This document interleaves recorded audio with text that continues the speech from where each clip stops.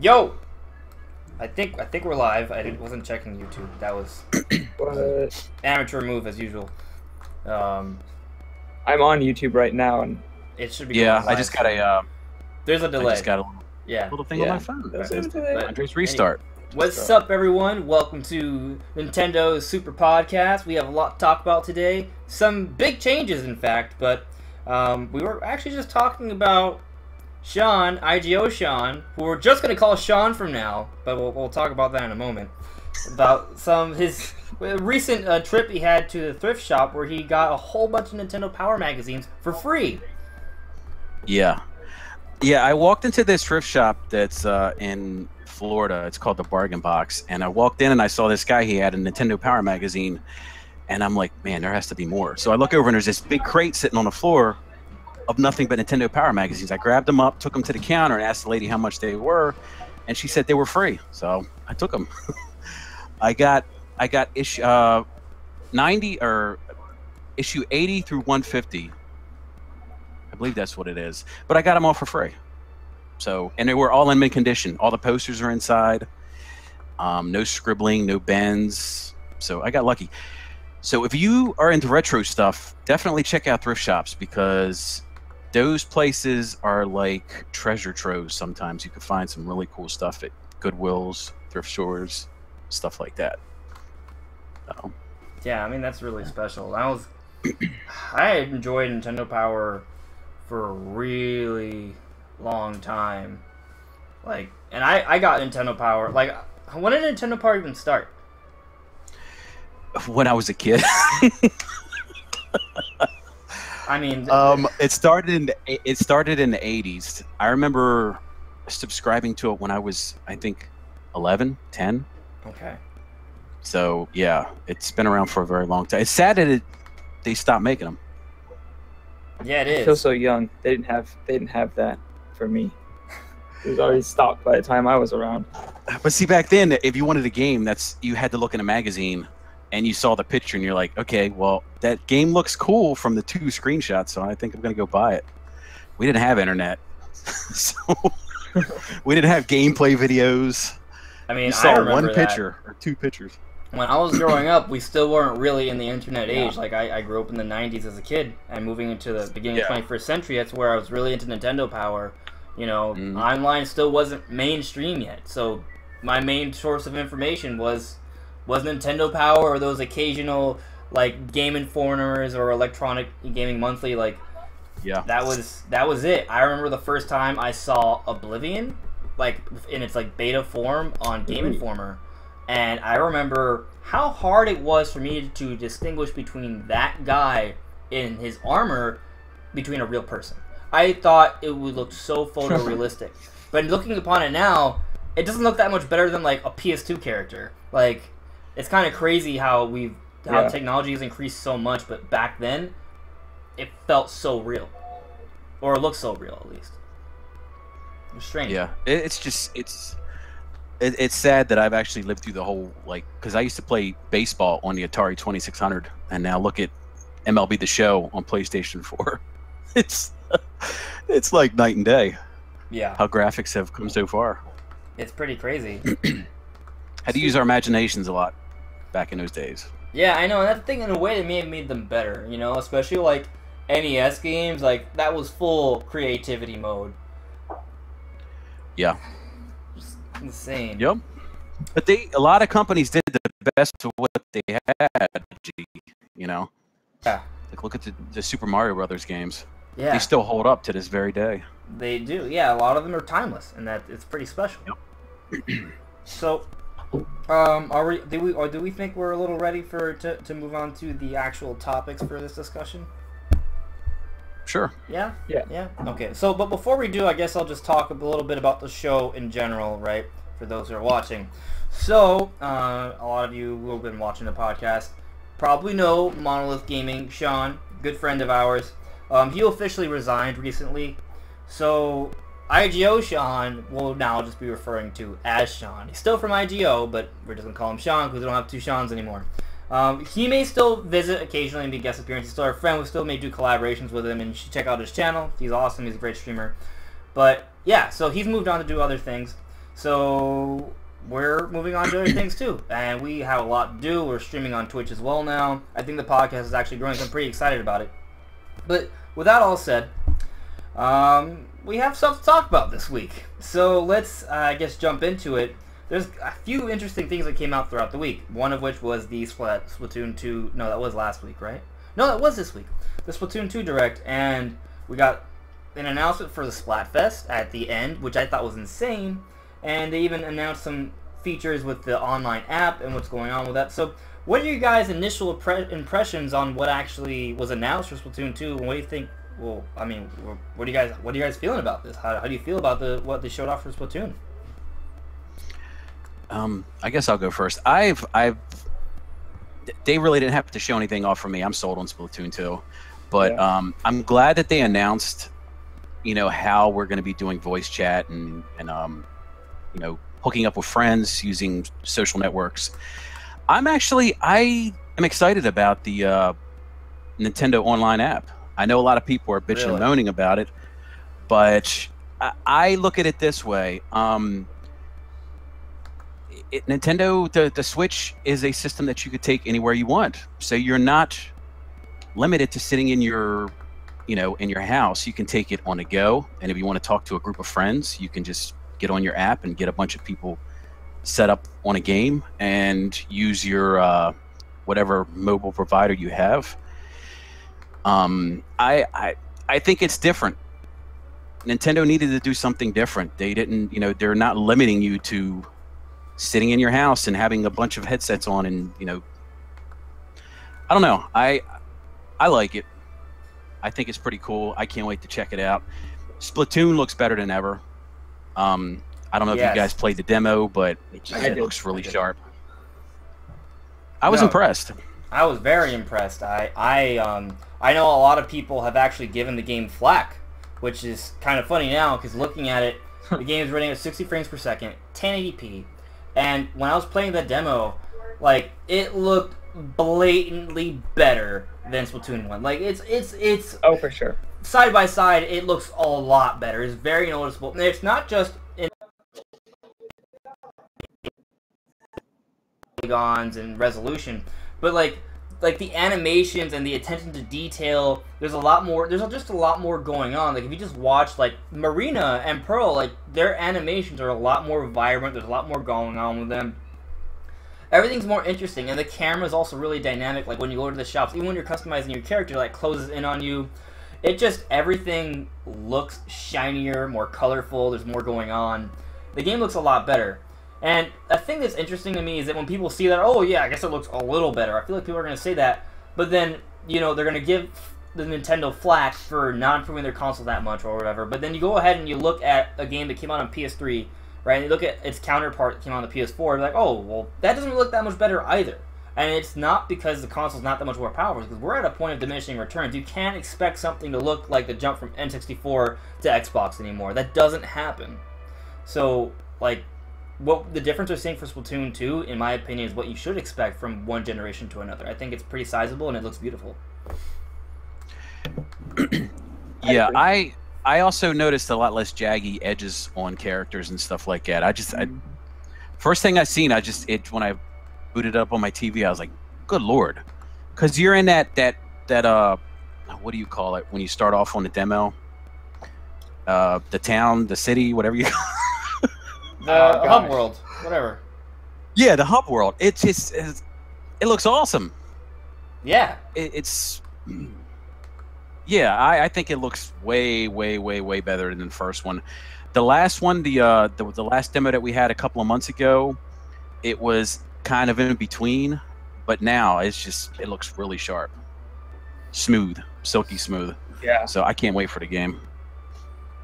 Well, I can't wait for the game either. Obviously, I was already sold that months ago. Yeah, I pre-ordered that January 13th, so obviously I was already sold, and I didn't need this direct for that, but I still thought it was really, really awesome. And I thought the graphics, like you guys were saying, were really good. I also noticed the lighting and the textures are way better than before, because before in the original, I noticed they were kind of like crappy looking in some ways, and they look like really good now. And I was like, oh, nice. Yeah, 1080p definitely helps a lot. Yeah, but like the jump from 720p to 1080p. Yeah, that is definitely noticeable, but it's even like you mentioned textures. It's interesting because like I saw like just a random thing I noticed like when I was in the hub world, and there was one of the Splatoon girls just sitting on a bench, right, like hunched over, and I walked near her, and I just when you can like look go into first person mode and look through with the reticle, so I was looking like right at her face, so her face was like covering the entire television. I could see her hair and how shiny it was, and you could actually see the reflections.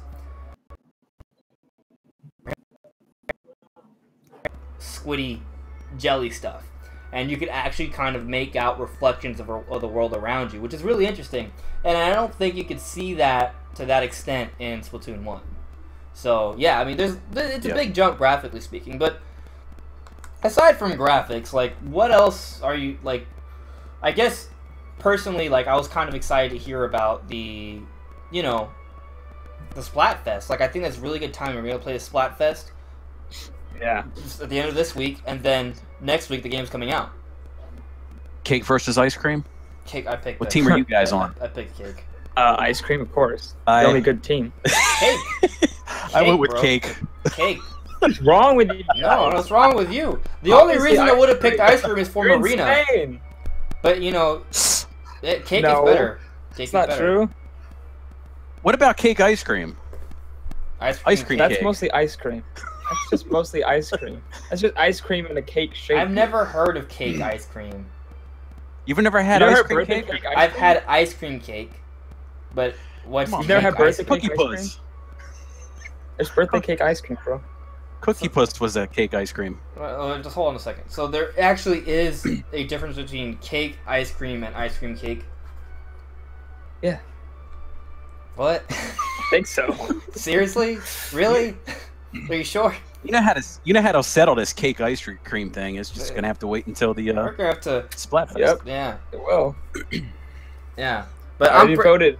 I'm pretty Hashtag excited ice for cream it. all the I way. mean, cake is obviously better, but like that aside, No, you're wrong. that aside, I do think it's a really smart decision to have a Splatfest. Like, even if you don't have the Yeah. game, you could download the demo and play and take part in Splatfest. And I'm assuming all that's going to It's carry never over happened it. before. Yeah, it's It's never let you do that before. Well, I mean, betas carrying over data is nothing that new, but to see Nintendo doing it, and this functioned with the way Splatoon works, with the culture it has, with the recurring Splatfest. I just think it's a really cool thing, and it's kind of unique in its own way. I'm excited for it. What else can I say? I'm excited for it. It just looks awesome. And even the app looks kind of interesting too. Like I think I'll probably have to download the app. Yeah.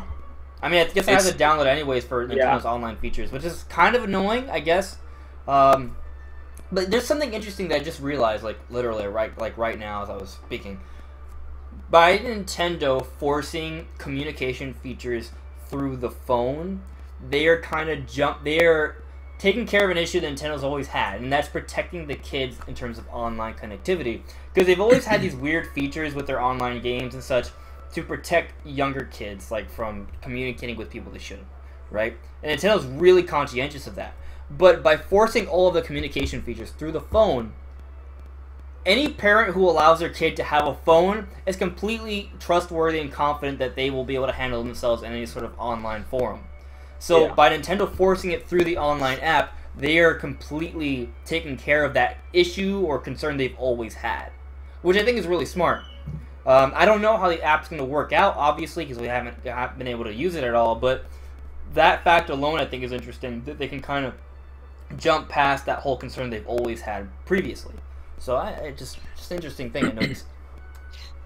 Yeah, and it says you can also invite people to your group and your games through social media, which I am guessing is Twitter and Facebook. Right. So you can, hook up with your friends. Yeah. Which is cool. Yeah, definitely. And I kind of like how the Switch has some social features already, and I hope that expands. I mean, it's something that Xbox and PlayStation have been doing for a while already, but the fact that Nintendo is not as far behind as they once were is nice, I guess. All I know is I want one of those Splatoon phones that looks like an arrow. Oh, yeah, that'd be... It's pretty cool. For Nintendo, years, come on, I've put 'em been out. kind of hoping Nintendo would make its own smartphone. Like, I guess the problem with that is if Nintendo were to ever make their own smartphone, they would have to either go with Android or Apple, right? And by picking one, they alienate the others. So I guess that's why it'll never happen. But I guess on paper it sounds really cool to me because like I like the idea of Nintendo having the Switch and things like that becoming their home console stuff, but still have like a smartphone that facilitates, you know, more fun mobile gaming that maybe even has a kind of like a GBA sort of like peripheral that makes it, you know, more interesting in that way. But that's not gonna happen. So No. It's kind of hard taking a piece of the pie from Google and Apple as well. Yeah, it's too much competition in that market. And Microsoft tried doing it, and you barely hear of Microsoft phones now. Right? yeah, yeah, it won't work. It just sounds cool on paper, but, you know. So They could just use other people's technology like they're doing now. right, exactly. That's a smarter way to do it, and that's just how it's going to work. So I guess my question to you guys is, what are the feelings that you're kind of getting from the whole online setup right now? Like, do you think it's headed in a good direction? Like, obviously we haven't fully experienced it yet. We don't really know. But, like, what are your initial impressions so far from the little we've seen? Do you feel a little bit better about it than when we did back in January or March? Or are you still, like, very, like, concerned? Well, for me, I think we talked about this a couple of months ago. I don't really have an issue with using my phone. I think that there's, like I said, there's still going to be people bitching and moaning. Always. But I probably by the end of this year, that's probably going to be in like pastas, and people are really going to get into it because I think maybe I'm in, you know, the small percentage, but I think it's a smart way of doing it. Yeah, well, I mean, I'm a little skeptical, but at the same time, I don't think Nintendo's stupid. I think. Yeah, and of course, you know, you have people saying, "Well, you can talk to somebody on a phone," but from my understanding, you can have group chat through your phone, and it's just a lot easier to do. Yeah. I guess it all comes down to how exactly it's working, you know? Because I guess it's one of those things where like people like to hear things and just assume the worst rather than assume the best. Because it could go both ways, really. Like it could be a smartphone app or whatever, and it just runs like crap, right? And it just doesn't work, and there's really no point. You might as well just communicate through your phone or through Skype. But it may be done in such a smart, intuitive way that it works out really well, and maybe it's very passive, so you don't really need to have your phone on hand all the time. Maybe it's not very demanding to your battery or anything like that, or your data. So it really all depends on how they handle it. But I mean, I'm not assuming it's gonna be bad, right? We'll see how it works. I'm sure whatever it is gonna be good enough. I mean, most of the time I'm pretty used to not communicating with other people on the Nintendo console, anyways. So for me, you know, whatever works is a plus. But I know there's a lot of people out there who play other platforms that want to see parity. So we'll see how that works. But it's not going to be exactly the same. It's going to be something different. So I guess we'll just have to wait and see. Yeah, I mean, people always hate something different. Right. I mean, the people bitched and complain about the Switch, and now it's not going to work, and we've seen how that turned out. Right. Well, it's been doing relatively well so far. That much. Yeah. Close to 5 million units sold, I think. Yeah. Last time I checked. That's not bad for it only being out for what? 5 months, 6 months? Yeah. That's pretty damn good. Yeah. a few multi-million or a few million-seller games, Zelda, Mario Kart. Yeah, it's been doing pretty well. So, I guess, actually, you mentioned Zelda. Are we ready to move on to the next subject? I have a couple things to say about the app, actually. Okay. I like the fact that when it looks so much more integrated, because when you can be anywhere and set up a lobby. You can invite your friends from, you know, Facebook, Twitter, but you can also invite them from like your Switch, and you can invite other people you played with but aren't your friends, which you can't do, you know, like via, you know, like Skype or something. You can't do that. And then when you're in a lobby, before a match starts, you're talking to everybody. But then it automatically, like, once the match starts, it cuts you up into teams. So like you're only talking to your team. That way, unlike Skype, you have to like mute people and do all kinds of stuff, figure out who's on your team, who's not, and mute them so that they can't hear all your strategies and stuff. And this way, it's just completely automatic and just really simplified. which I like a lot. And I think it's better than using like Skype or Discord or something like that. Okay, that's actually a really good point. Yeah, so I mean, I guess it's probably gonna end up still being better than that. I guess maybe it'll even feel like kind of like having Xbox Live, except running through your phone with a Nintendo little punch to it. Yeah, it's a good point. I think I think it'll be to me personally, someone who has PlayStation Network and Xbox Live, I think it will be a lot better. And the reason I say that is because you know how many times I get on PlayStation 4 and I get into a lobby and there's always that one person that has rap playing in the background and you gotta mute them. So yeah, I'm and then for my Xbox, I have it to where I only hear my friends. If there's other people talking in the lobby, I don't hear them. I just hear my friends. Maybe I'm just antisocial. I don't know. Well, no, you're not. Well, at least you may be, but that's not the problem. I hate voice chatting with random people. There's like no point. It hardly ever helps. It's always the really annoying people or the people who just tell you to shut up. Or just like cuss you out all the time. I see no purpose. I see no purpose in communicating with random people. I've never find it's not fun. If you're playing a team-based game, then maybe, but like it doesn't really work even then. You know, nobody ever listens to each other. No one ever listens to the other. No, they don't. Right, exactly. Now, you know, once you befriend somebody, that's different. Like, I mean, there's different ways to meet people. Maybe I don't want to get into the whole thing, but like, you know, if a console had a social infrastructure in place, kind of like Miiverse, then it would have worked. Of course, Miiverse sucked. You know, it didn't work. But like, I initially, I think Nintendo had a plan to have their own like social infrastructure, so people could befriend each other, meet each other that way. I think you could add each other as friends through Miiverse, right? If you met someone on one of the message boards, and then you could still play with them on one of your Wii U games. Is that how it worked? Were you able to do that? With what? On the Wii U, on Miiverse, were you able to actually add people as friends from Miiverse that you never met before? I think you were, because that's how I used to search people. Like if I had friends, I had to go to Miiverse to search for my friends. Okay. And I think there was you had to send them a message, friend request. Yeah. Miiverse, I don't know who. Miiverse it was a smart idea, but it didn't work out the way it should have worked out, because for every one good message, you had 5 people scribbling stupid crap. Right.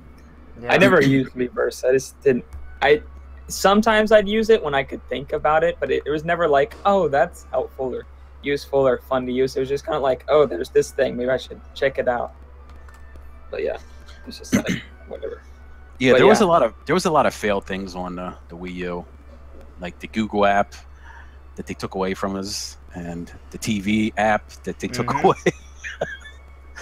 a lot of things that never really neither worked of which I ever used. I don't even think I opened those apps. No. Miiverse, a lot of them never really worked well. Like the Wii U is basically a whole bunch of ideas that never panned out. It was so slow. It took so long to load. That was the Wii U. It was a whole bunch of ideas that never panned out. Yeah. It was a beta version of the Switch. That's pretty much what it was. Yeah. I think one of the Nintendo reps was like, think of it as a necessary stepping stone to the Switch or something. Yeah. Well, yeah, I mean, it's kind of true. Like, the Wii U era sucked. Now, that doesn't mean that I didn't enjoy my Wii U. I still use my Wii U now. I mean, I was streaming Galaxy earlier today. I was streaming Metroid Prime before. It's a great virtual console system. There are great games on the system. Like, you got to run it in the background right now. Yeah, I'm running in the background now. If you guys can hear the Galaxy music, that's it right there. Yeah. You know, but it was a stepping stone, because Nintendo was changing around their development system, the development teams at the time, their internals, their higher ups. You know, they were getting used to the HD era. They did so many changes during the Wii U era in order to not suck like the Wii U ever again, and that's why the Switch is so good now, because they made so many changes that are amazing, that are allowing Nintendo to be really good now, which is awesome. But yeah, in a way, it was kind of like a necessary evil for Nintendo. They needed to go through the growing pains to get to the point they're at now. But that's the past, and there were some good things that came from the Wii U, so, you know, that's it. But, Splatoon. Splatoon. That Yeah, exactly, right? Splatoon. No. And also Breath of the Wild was started development on. Yeah. Yep. Poor segue. I do feel like the Wii U kind of held back Zelda a little bit, though, unfortunately. But I mean, no. Yeah, well, it was that's necessary. That's true. But Breath of the Wild is Especially continually frame rate getting. wise. It's continually getting better because they're adding DLC, Yeah. and the DLC is actually pretty awesome. So there, my very poor segue has actually occurred. We're moving on to the next topic, unless there's something you really want to say about Splatoon. Hashtag shotgun umbrellas. Oh yeah, those are pretty cool actually. There's some really good looking weapons, but I guess we'll talk about Splatfest. So we'll save all our impressions about that later. So I guess I want to start talking about the Breath of the Wild DLC. So there's two things to talk about. So one, we have the Breath of the Wild DLC that just came out, and then we have the Breath of the Wild DLC Pack 2 that we just got some information on. Which part do you guys want to talk about first? Because they're both interesting, aren't they? I guess talk about the first DLC pack first. Okay, all right, yeah. Right? Just go in order. All right, so I started playing it.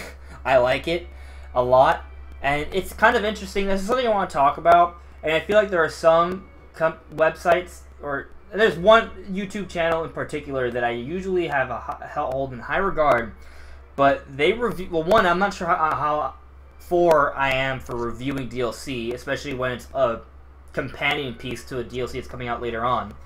But a lot of websites and YouTube channels review the DLC pack when it came out. And most of them are actually pretty favorable, but one of them wasn't. At least not to my satisfaction. And that was Game Explain's review. Now, I'm not trying to say Game Explain sucks. No, I think they're the best Nintendo YouTube channel on the internet. But, because there are other YouTube channels that aren't on the internet, right? I just think that, when I heard the review, basically they said that Master Mode felt useless and something that should have come in the game already, and that it really didn't change much. And the problem I have with that is that I feel like they never really gave it a try. That's the impression I got, and when I saw they had a discussion about it when it was first announced, and the entire time was an argument about DLC being fair or not, or blah blah blah this. It was the worst discussion I ever heard from them. But they were arguing the entire time. It was, yeah. And I feel like they have a bit of an agenda from that, and they just had a really biased look at the DLC, and I just don't get the impression that they really played through the entire game. I feel like if you're going to review something, I think you need to have played the game, significantly. If not the end, the majority of it. So, if you only play, maybe, the first, hour or so of Master Mode, I don't feel like that gives you enough right to properly review it. But now I don't know how much they played it, but I'm just saying the impression I got. And they basically said Master Mode doesn't add much. But you see, I'm playing through Master Mode, and I know a lot of other people who I trust who play through Master Mode are playing through it, and they really feel like it's adding a lot to the gameplay. And that's what's really interesting here for me, is that the armors and little modes and stuff are really cool, and the Trial of Sword is really cool. The Trial of Sword also kind of goes into this, but they didn't change much to the game, but what they did kind of really enforces the mechanics they already had in place, if that makes any sense, right? So in Master Mode, because the enemies are more aggressive, right? They are more aggressive, so they will notice you more easily and charge at you for a longer period of time. They are all higher ranks, and they all regenerate life, and there are these extra platforms with extra chests. And the enemy placement has been changed around a lot. So those things that all combined really create a lot more gameplay opportunities in a sense, because all of a sudden, all those stealth mechanics, all those metal boxes that you would never use to hit enemies, or bombs to blow up, or things to fire, or food, or all these an exorbitant amount of weapons and materials, you could play around with that stuff, but you didn't really need any of it in your normal playthrough if you were relatively competent at the game. But now, you really need to take advantage of all of your resources, right? You gotta, you need to be stealthy. You need to run around. You need to gather food and resources. You need to use pretty much every weapon. It really kind of encourages that cycling of weapons, breaking one, jumping into another, breaking one, jumping into another. And I just think it's the most appropriate way to play Breath of the Wild, if that makes any sense. So, yeah. I don't know how much you guys have played. I don't know if it's. Yeah, I haven't played it yet, but I don't know if it's just me. But when I get a high level weapon, I never use it. my entire inventory is full of weapons, and I use like one of them, or I'll just refer back to the Master Sword. I'm like, this can't break. It's all good. Right. I hoard all my weapons. I'm just like, I can't use them. They're too good. Yeah. I'll never get another one as good as this one. Right. And then you do. Eventually and I do. And yeah, but so basically you just kind of use only your shitty weapons. Just a collection. Until eventually your shitty weapons become your good weapons, and your best weapons become, you know, it's like it slowly grows in that way. Until eventually you just have like every weapon at like 70 or higher, no matter what. So everything. But then I'm afraid to use them. I'm just like, gosh, this is gonna break. And I'm gonna have to use some crap weapon. So then I just end up doing nothing. So you just throw bombs. I'm just like, gosh dang it. You just throw bombs. Yeah, I'll throw bombs, or I'll just use the Master Sword because it will come back. Right. That's funny you say that, because I'm like that, but I'm even worse. I haven't used the Master Sword yet, and I've had it for about 2 months. Oh my gosh. What? I don't want my weapons to break. But your Master Sword regenerates. It comes back. I don't know. It comes back. It's like I'm ready to go 15 fight. minutes. I'm ready to go fight Ganon, but I'm not going to, because I don't want to. I just want to keep looking around for crap. Maybe the only reason I beat Ganon is because I wanted to play the DLC and stuff, and I felt like, I don't know, for some reason I felt like I should beat the game first. Yeah. I don't know why I felt like that, but... Well, I mean, for me, I'm pretty excited because playing through Master Mode, I am not playing through the game in Japanese, right? So it kind of feels a little different that way, and I'm getting to experience all the DLC bonuses that have come out, like the intro stuff, which isn't really anything, then all that's coming out now.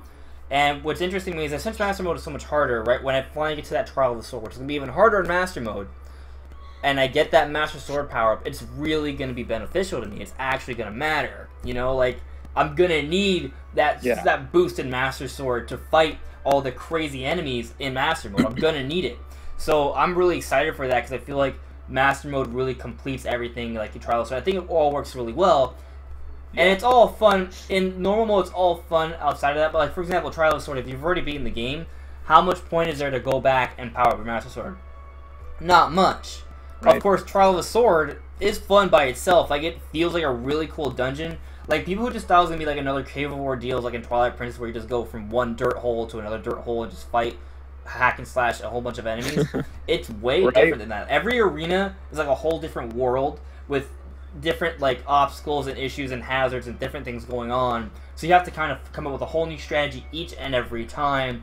And it's very challenging because enemies are placed in different ways that a lot of times you don't really see when you're outside of that chamber. So it's really cool, and there's like some really interesting like settings that just look awesome. Like when you beat a phase of the Master Trial and you see the steps lead up to your power up, and it just looks really, really, really cool. And there's just some areas that aren't in the game beforehand that look beautiful. And it's just like, oh, this is new. This is a new setting. Like, this is awesome. Nintendo added this stuff. And it just looks really cool. And the Trial of the Sword, in and of itself, adds at least a few hours of extra gameplay, which is really cool.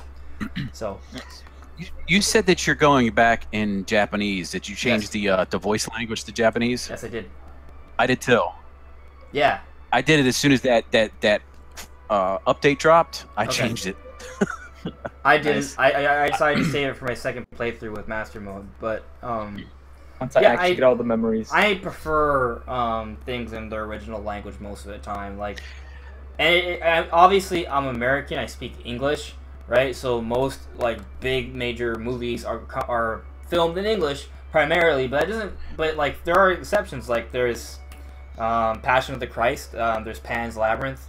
And those movies I watched in their intended language, right? I watch anime in Japanese because it just, most of the time, an original dub has the most meaning and character behind it. Because that's whoever wrote the story, they wrote it in that language, so they think in that way. You guys understand what I'm saying? So like, I prefer to hear things in their original language.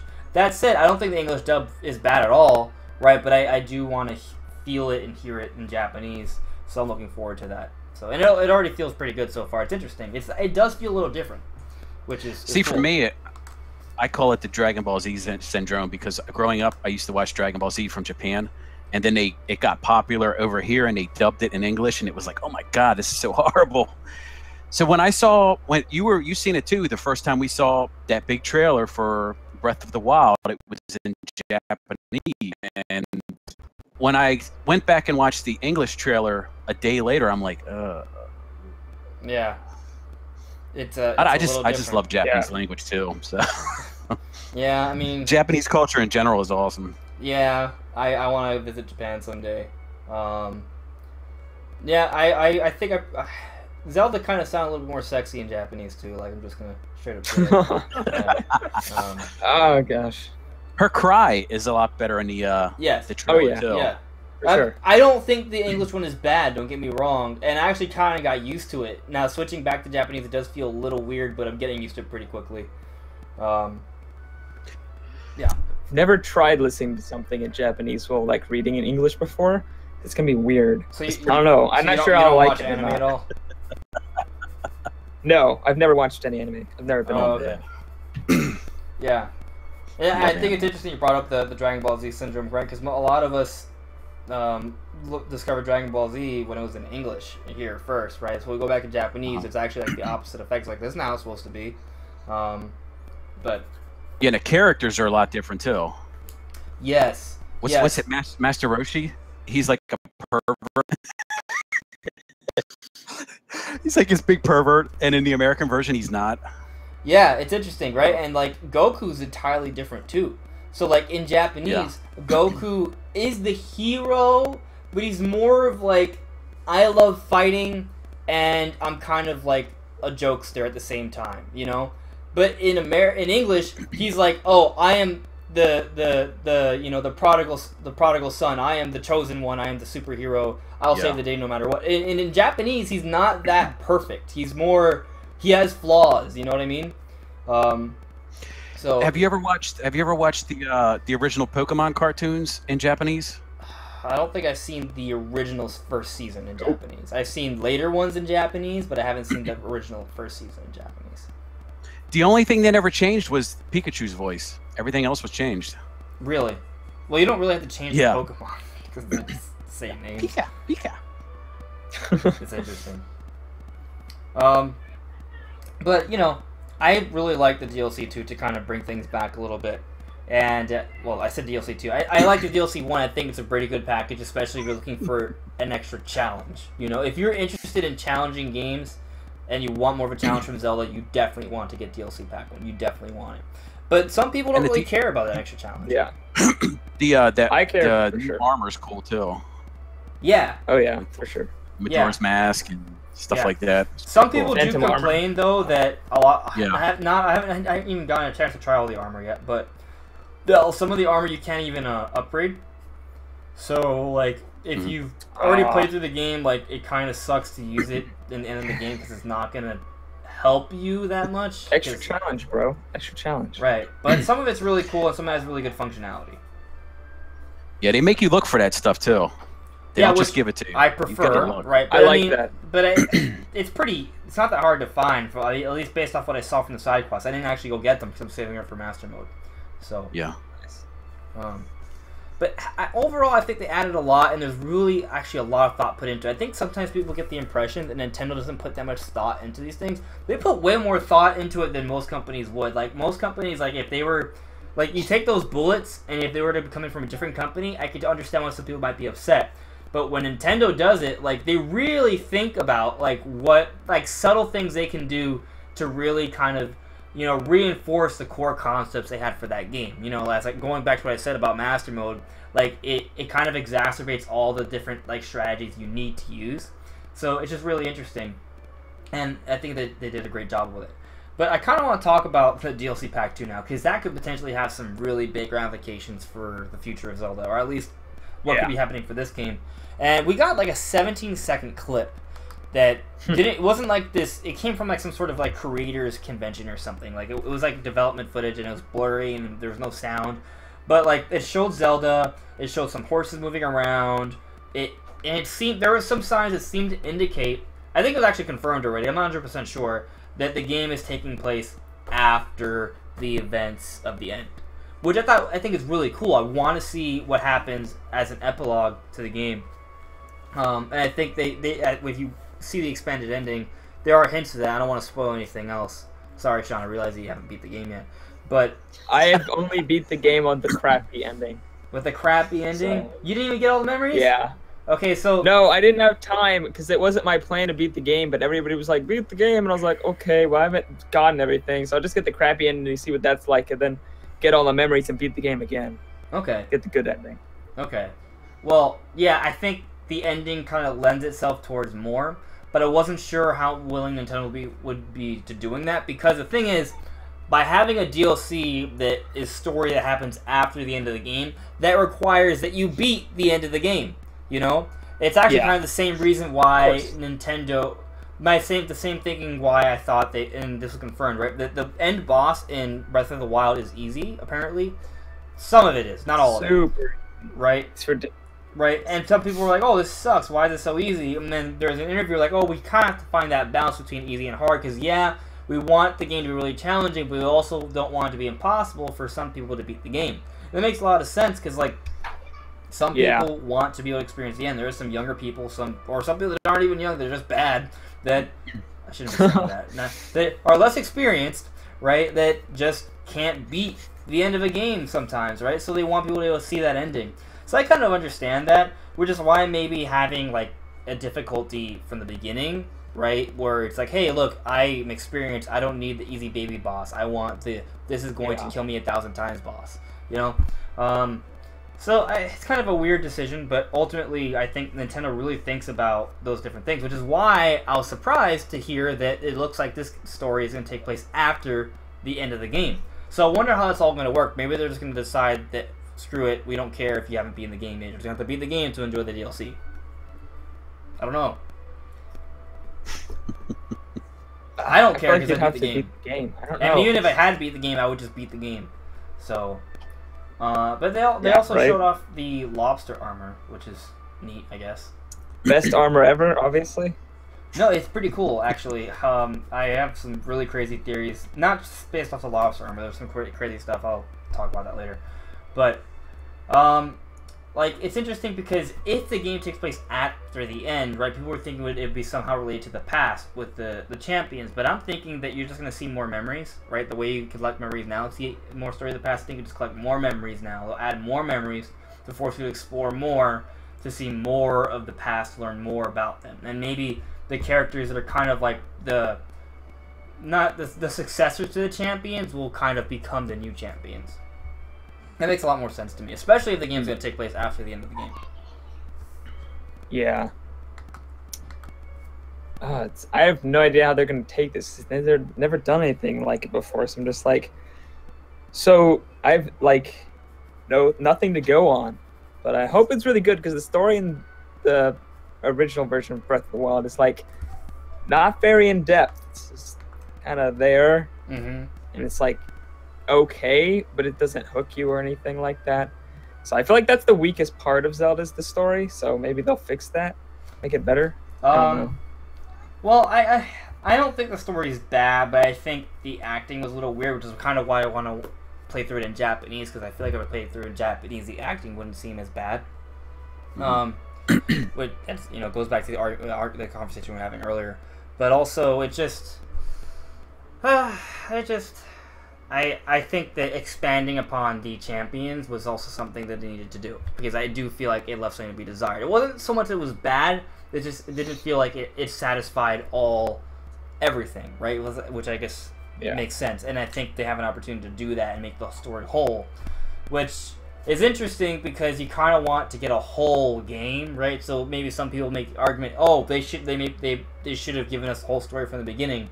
So in a way, I kind of maybe understand that. Maybe we should have had a more complete story immediately, right? But I find the story serviceable, at least. And another thing that's interesting is that we saw development footage of it, so we know they're working on it still, right? So it's not like they had this ready beforehand, right? They're not cheaping us out. Like, they're making new content after the game came out. So a lot of people are worried about that when it comes to DLC, because some companies just straight up lock a part of the game, like the last 20% of the game, and release it afterwards, even though it was done. Such bullcrap when they do that. So stupid. 100K DLC. It takes two. It just unlocks. Capcom is guilty of that. Or $60 day one DLC. Yeah. You're like, what is this crap? We're paying more for the DLC than the entire game. Call of Duty. Call of Duty. So stupid. That's how it is now, man. It's crazy. Remember the good old days when you could buy a $60 game and the whole game was there? Yeah. How about $50 game? The whole game was there. Those days are long gone. $50 Yep. I feel like, you know what, the early 2000s may have been like the best era, because you got the whole game and it costed $49.99, right? If you go back to the 90s, games were even more expensive because of cartridges, correct? Mm-hmm. Like they were like what, like $70, $80, which is kind of crazy. Cartridges were expensive. Were PS1 like games Nintendo 64 cheaper? games. Were PS1 games cheaper? No, I mean, people were bitching and complaining about them being more expensive, but they were the same price. to buy, right? But not for the for the publishers. They were more expensive for publishers and developers, not for consumers. Yeah. It was cheaper to develop on a PlayStation as opposed to a Nintendo 64 because the cartridge prices were so expensive. Right, that's the main reason why Nintendo lost third-party support, which is unfortunate, but whatever, that's bad. Yep. So, speaking of Nintendo in the past and the future and such, there's some talk about what may be going on in for the rest of 2017. So I don't know if you guys heard about this. Right, we're done with Zelda stuff. Anyways, if anyone has any questions about Splatoon or Zelda or anything in general, please put it in the comments and we'll address it at some point. But I still think it's Game of the Year. Breath of the Wild? Oh, of course. Yeah, definitely. Sure. I think Mario Odyssey is going to be really good, but I don't think there's any way you beat Breath of the Wild. No. Especially with that second DLC coming, I think it's going to really... There's no chance. There's no chance Breath of the Wild loses. Anything but Breath of the Wild wins, it's rigged. Odyssey will sell more, probably. That's true. I don't know, because Breath of the Wild has been selling really, really well. I think it's on pace to be the best-selling Zelda of all time. So it's true. Yeah, you're probably right, because Mario always sells better than Zelda, but if there's ever a Zelda game that's going to beat a Mario game, it's now. Yeah. So I think long-term Mario will sell better, but it's going to be harder for Mario to win short-term, but I think long-term Mario will sell better. And look at Mario Kart 8 Deluxe. Right? It sold over 1 million. Best-selling Mario Kart. Best launch of any Mario Kart ever. Yeah. I think it's smart that they bring over Wii U titles. Hey, it's more stuff to put on the it's system. Also confusing me as to what I that should battle mode is amazing. Mm-hmm. It is. They should have had it in the original. Yeah, they should have. Yeah, battle mode is awesome. They did eventually add it, just not for the version we had. I still enjoy the game. Like, I don't know if you guys are friends, you may not see that I have any hours logged in, but that's because I play Mario Kart on my brother's Switch, because we just play multiplayer together all the time and challenge each other on time trials. I think I have like 65 hours logged. Wow, I have to check my brother's. I have to check my brother's Switch. I don't know how many hours we have, but we've put in a lot of time. We play time trials a lot, so. Not 260 something hours though. No, not that much. No. What is that like? Oh my god! It was 225. Do the math for this. 225, but by the time I beat Master Mode, it might be up at 300 plus. And then with the deal, I may end up hitting 400 hours with Breath of the Wild, to be honest. Once everything's said and done. So you're at 225? Yeah. You're at 225 right now? Yeah. Gosh, I'm only at 95 hours. Noobs. And Zelda's my favorite franchise. Yeah. A week and a half. Yeah. Well, I'm a hardcore Zelda fan. I put 1,000 hours into the original Splatoon though. So. I can't say that for Splatoon. I love Splatoon, but I'm not even close to that at all. Yeah. But yeah, just so it's on the record, I do my research when it comes to Zelda games. Like, whenever I make a theory video about them, I do my research. The proof is in the pudding, But I think there's a lot to look forward to this year. But there's something that happened last week that I think is really interesting. Do you guys watch Super Metal Dave at all? No. No. Okay. I used to cover a lot of his stuff though. Okay. So here's the thing. I used to until he got salty. Right. Yeah, and that's what's interesting. So let me explain what happened.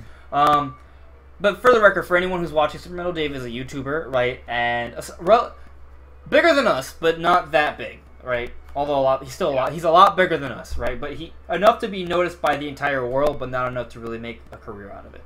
But anyways, he has inside information. He leaked or reported about 2 Metroids at E3, or 2 Metroids in development, and what happened 2 Metroids in development. He was wrong about the developers though, which is interesting. But to still predict that there are 2 Metroids in development, that says he knew something. And he also leaked the Pokemon Rainbow along with an entire release list for like 2016. And he went on hiatus for like 3 months because I think Nintendo was really mad about that. But not that it mattered because 2016 had like no good games aside from Pokemon Sun and Moon, so it didn't matter. But anyways, the point is that he has inside information. So he had a very cryptic video that came out recently, and not as negative as a lot of videos that he's been making recently. And it was very weird, it was very cryptic, and he was obviously doing it for entertainment purposes, but he was basically talking about how he brought up the NX, you know, and if you were paying attention to SMD early on before the Switch was announced, like, do you really believe that the NX was going to be, like, the super powerful home console that was different? Not super powerful, but, like, stronger than what the Switch is now and not really portable at all, you know? So like he had a lot of information that he was looking into that made a lot of sense and all these different things. But anyway, the point is he's telling us that something really big is going to come from Nintendo in 2017. And it's really weird because the way it's described, the way it's insinuated, it doesn't seem like he just mean like one random game announcement. Which even now, by this point, anything major to be announced, I think would be odd that would be coming out this year. Which I don't see. It doesn't make any sense to me. However, I mean, we're getting Zelda, Mario, Xenoblade, Splatoon this year, which is kind of crazy. We got an announcement for the Super NES Classic Edition, and it's coming out with Star Fox 2, which has never come out before. Like, you know, there's a lot of crazy things that have happened with Nintendo this year. But what else could they announce? They've already announced. They've literally shown off. And we'll be releasing 3 different pieces of hardware this year: the new 2DS XL, the Switch, and the SNES Classic. And he's making references to another. I don't know if it's actually hardware, but he's suggesting something. Maybe it is just going to be announced if there's anything there. But it's just weird. Do you guys think this holds any water at all? I, for one, trust Super Metal Dave. He's never lied. He may have predicted things, been wrong about them before, but he's never lied. He has inside sources, and he'll talk about them a little bit here and there, but he's never lied about anything. So he's saying something big is going to happen in 2017. What do you guys think? I think it's speculation. Yeah. You think I don't see why they wouldn't have announced it at E3. Well, why didn't they announce Super Nintendo Classic at E3? Well, it's not that. I don't think the Super NES Classic is big enough to announce at E3. Yeah, I agree. I think that they're not going to announce anything. I think that they're... One of the reasons why they announced the 2DS XL is because I think they're phasing out the 3DS. I think it's the Game Boy Micro. You can see that. I think it's the Game Boy Micro of this generation. If that makes any sense. Because if you see like a lot of the games that they're like that Mario game that's coming out for the 3DS, it's not in 3D. So I think that the whole 3D gimmick is up, and they're going to be just pushing away. And the 2DS is probably going to be the last bit of life for that console because it's starting to age. Yeah, and I think they're putting all of their eggs in the basket for Switch. It would be cool if they did announce something. I'd like to see them go back to the Game Boy, like some kind of new Game Boy. Yeah, but it's actually interesting. It's interesting to me because, well, actually, whatchamacallit? That's not screw you, YouTube. Not YouTube. It's this stupid OBS. They could announce a 4K dock to rival the Xbox One Scorpio. That's what I was getting at. Actually, Cheese Dude Pickle suggested Nintendo Switch VR, which also an interesting thing. We know Nintendo's been doing research. If Nintendo were to announce some sort of hardware upgrade, I think there's 3 things to consider: Nintendo Switch VR, Nintendo Switch 4K, like a 4K dock, right? Where if you plug your Switch into a dock, presumably it would have the ability to up-res the resolution, maybe improve the frame rate so you can run it better on a 4K television. Probably an upscaled 4K, not, like native. Yeah, maybe upscale. Well, make the games look better and run better than the way they do normally.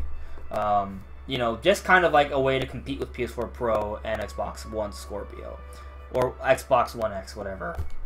Its abbreviation is literally Xbox. I didn't call it the Scorpio, it's the X now. It's annoying. But and then there's the other option is releasing a smaller, more portable Switch Mini. But I didn't think any of these things would come this year. I just think it's interesting, and I don't know what's possible or what even makes sense to come out this year. Do any of those three things? Let's say it's one of those three things: Switch Mini, 4K dock, or Switch VR, or whatever the hell that would be. I guess a headset. Do any of those three things make sense to come out later this year? The only thing that would make sense to me is the 4K dock, but I still think that's pushing it. I think that's a little early. I feel like you could maybe wait next at least holiday until I next could year. see that, but I could see even 2019. I don't know. The only reason I could see it is because they got the PS4 Pro and the Xbox One X comes out this holiday. So Nintendo's the only one that doesn't have a 4K device. So maybe they would want to do it for that, but I still don't think they need to do it because 4K isn't that mainstream. Right. Yeah, and the Switch I still agree. It can't even. It's not even meeting demand yet. Like, I feel like you don't really add hardware to a line, to a family line until you meet demand. You know. So I don't really get it. But maybe they can announce it this year, right? That wouldn't like if Super Mario Dave is right. That doesn't mean it's coming out this year, but maybe they can announce it this year. I could see them maybe announcing a 4K dock, I guess. I wouldn't expect anything to come out this year. But I didn't even expect the SNES Classic to come out this year, so I don't know. If anything, I think that we're going to see a couple of Wii U rehashes coming out. Other than that, I don't think any hardware is going to... I think they've shown everything hardware-wise. Right. They did say that they were looking into porting Xenoblade Chronicles X over, which I know a lot of people who are really wanting that to happen. So maybe that's what he's talking about, but I don't think that's big enough for whatever. I think you could port over Xenoblade X maybe next year, I guess. Right, because Xenoblade 2 is coming out this year. There's literally no point in porting over Xenoblade X. And the stories don't even cross over. So there's no need to have it come out before Xenoblade 2. They could literally they could remaster Xenoblade X and bring it out next year if they wanted to. So to bolster we still need Virtual Console, which we haven't. We haven't. Right? Maybe There's still a lot of stuff. Nintendo has to. Yeah. I mean, they're sitting on this library of kick-ass games from the past. Since we're talking about Virtual Console, I'm gonna, you guys, whoever's watching, I'm plugging. Check the corner of the video. I have a video recommendation for a video I made about a Mother 3 localization and what's going on with that, which directly ties in with Virtual Console. But just a little teaser, I do reference a possibility that perhaps the reason we haven't seen the Mother 3 localization yet is because Nintendo's saving it as a headliner for Virtual Console. So check that out. But maybe, we haven't heard anything about the Virtual Console yet at all. We still don't really know the full features of the online. Weird. I don't really know. I mean, we know that the games are coming because they already talked about old games having multiplayer online. Right. And Nintendo did go out and say that that's separate from Virtual Console. Yeah. So you would assume... It has to come out before, I think, the online service fully launches. Probably. Does it? I would imagine. Does it? But the other thing to consider is that the Super NES Classic Edition kind of would take away potential sales from Virtual Console as well. Well, they can also they can always start with NES games and not release SNES games, which would totally piss me off. But that's a possibility, I guess. You never got your hands on NES Classic? No. Nope. No, but I wouldn't care. That doesn't bother me that much because I don't really care for NES Classic because I've played most of them. But for whatever reason, I want SNES Classic because there's so many games I haven't played, like Star Fox 2, and Earthbound and stuff. Yeah, I haven't even opened mine up. I'm not going to it. I think it's going in the grave with me. Legit, like whatever, how many years, 70 years from now or whatever, like you're just gonna be in the tomb, like the casket, and it's gonna be on top of you. Just put my hands around it. Yeah. People like you is the reason I never got one. He never opened the box. I have it now. It's on the shelf. Yep. At least I didn't sell it. Like Brandon, you're gonna steal. You're gonna steal his NES Mini as it's being put into the grave. You're just gonna jump out into the crowd and take it. Yep. Yeah. The guy buried for sure. Takes it home for his kid. Yeah, or maybe Brandon, you'll become like the grave digger person who lives there just so you can. I'm looking for NES classics. Yeah, every day, every night, you can just check one grave until you find it. I do not, for the life of me, understand why they don't allow pre-orders and stuff like that for these systems. Is there It's a lot easier. Do you know anything about the SNES Classic pre-orders? Because I've been on the Amazon alerts forever and I haven't gone squat. Like, did they open that up and I just haven't missed heard it? anything about it. They just said retailer information coming soon on the official site. But like Europe's pre-orders came out like in 12 hours. We're already well over a week. Yeah. So I don't understand why. Like, I assumed that because Europe's came out so soon that it would happen for everyone else too, but you know it hasn't. Right? I haven't missed anything, right? It's not me, right? No, you haven't missed anything. Yeah. I just hope that they don't turn this thing into what the NES Classic Edition was, where you got somebody going into a store and buying 20 of them and then putting them on eBay for $250. Yeah, I think they're probably only gonna let you buy one. It's gonna be like, here's your one. You can only have one per customer. Like the Switch, you can only have one per customer. Mm-hmm. Then you got the asshole who brings his mom and dad and 4 kids and 3 aunts. They're like, we all have our own. Yeah. Yeah. I don't know what's gonna happen with that, but so what are you guys, overall expectations for Nintendo in 2017? Do you expect any other surprises at all? I know we kind of touched, we've already talked about a little bit at length that any potential surprises, but is there anything in general you want to talk about for Nintendo and the rest of the 2017? Yeah. You can circle that back to Splatoon or Zelda or the whatever SMD is alluding to, if anything at all. Yeah, wasn't it Reggie? You said there was still going to be surprise games announced for the Switch. Actually, you reminded me of something interesting, because there has been some speculation, actually, that there may be a third-party direct at some point, which I think is possible, but also not that big of a deal, right? Like, I think there's a chance that there will be a third-party direct, but because we haven't seen any major third-party stuff yet, when we do get that direct, if it is going to happen, it's not going to be like all of a sudden, like we're going to get like whatever, like every single major game that came out this year all in one blow. No, that's not going to happen. Like, we might get a couple. I honestly don't know what to expect. I don't expect anything major. Maybe they'll announce, like, I think I heard rumors about a Call of Duty remake for Switch instead of the Call of Duty that's coming out this year. I don't know if you guys have heard anything about that. No. Maybe they'll. I don't know. The only thing I've heard is it's not coming to the Switch. Yeah, it's not. Right. If you want a Call of Duty game, it's probably going to come next year. Right. Yeah, that makes sense to me. I think in general, I think we shouldn't expect any major third parties anymore until next year. Which personally, I think the success of the Switch just caught them off guard. They couldn't recover in time. No one was really planning on making anything, but now that it's selling, we're like, oh well, maybe we should make games for it. Yeah. It's because of the Wii U. Like, the thing is, what's interesting about this is that you see a lot of people on the internet really like, oh my god, the Wii U had better third-party support than the Switch. This is complete trash. This is bullshit. But the interesting part about that, right, is that even though the Wii U had third-party support, right, in the first year, it still wasn't good. But developers that did support the system at first got burned. Like, part of it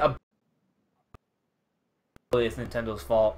Like, Nintendo, they botched the Wii U. They did. Like, it was really hard for developers to communicate with Nintendo. Like, they couldn't figure out how the Wii U architecture is using this new, like, GPU setup that's completely different than 360 and the PS3, so they had to change everything around. And it was really hard to communicate with Nintendo to figure out how it all works. And then they go out, they go through this painstaking process, they get the game out there, and of course, because of all this, a lot of those games were not as good as they could have been. But regardless, because of how terrible the Wii U situation was, they didn't even sell well. So a lot of people lost out on money. And in this era where HD development is so expensive and a lot of companies are being bought out and sold out and all that jazz, like, a lot of companies were burned. They felt burned and they didn't want to make that investment again. So I know a lot of people kind of hate third parties because of that, but honestly, I understand it. It is ultimately a business. Yeah. And the Wii U situation scared the heck out of them. So it's going to take a little while for Nintendo to kind of bring back that confidence, So I hope we see good stuff in 2018, but it's entirely dependent upon how successful the Switch is. And third party, actually, the little bit of third party that is on the Switch is selling pretty good. Yes. Even like rehashes like Street Fighter that came out. I think they sold like 90,000 games the first week, which is actually pretty decent if you think about it. Yeah. Yeah. Bomberman has been selling great. Best-selling Bomberman in what? It was like 11 years or something. Yeah, I think ever. I think they said one like or something. I don't remember. But yeah, we're definitely going to see a lot more third-party support next year because it keeps selling. Yeah. I have yet to walk into a store and see a Switch console sitting behind a counter. Nope. Yeah, I haven't either, and I do look occasionally too. And the only bad problem Nintendo has right now is a good problem. They can't keep making them fast enough. Yeah, they can't meet put demand. Out in stores and but stuff. That actually is an issue, though. I think it's an issue, but I mean, you're right. It's a good issue to have, right? But like, there was a month where the PS4 sold better than the Switch, and it was entirely because Nintendo could not meet demand, right? Like, it wasn't like Sony sold more PlayStation 4s than Nintendo could make. You know, of course, the PlayStation's been out for a while already, so it's easy for them. They have like stockpile and stuff, but yeah, I don't know. But of course, at the same time, I think it may have been the month of May, but these were like kind of like the slow month period, right? Like it was May. The spring to summer months are the slow months of the year in terms of sales. Yeah, so it was right after the super ridiculous sales of March. So. And May, I think the UK sales is the Europe sales is what's really knocked PlayStation 4 out of the park. I think they sold like 100 and Did anything special come out for that? 140,000. What came out that was so special? Was it anything, or was it just solid sales for that month for no apparent reason? I'm not sure. Sony products. Yeah, it wasn't anything that big in Europe. Right, because what was the last big game that came out for PlayStation? I mean, the last big game was, the dinosaur robot game. Horizon Zero Dawn? Horizon Zero Dawn, yes. My dad loves that game. I think it's a really cool game. I think it's great. I want a PS4 so I can play it. But Persona 5 might have come out around that time. Oh, yeah, there you go. That's a huge game. Now, I'm not a fan of Persona, but I know a lot of people love it. So, and also here in the States, MLB The Show came out, and that always sells good because it's like the greatest baseball game. Right.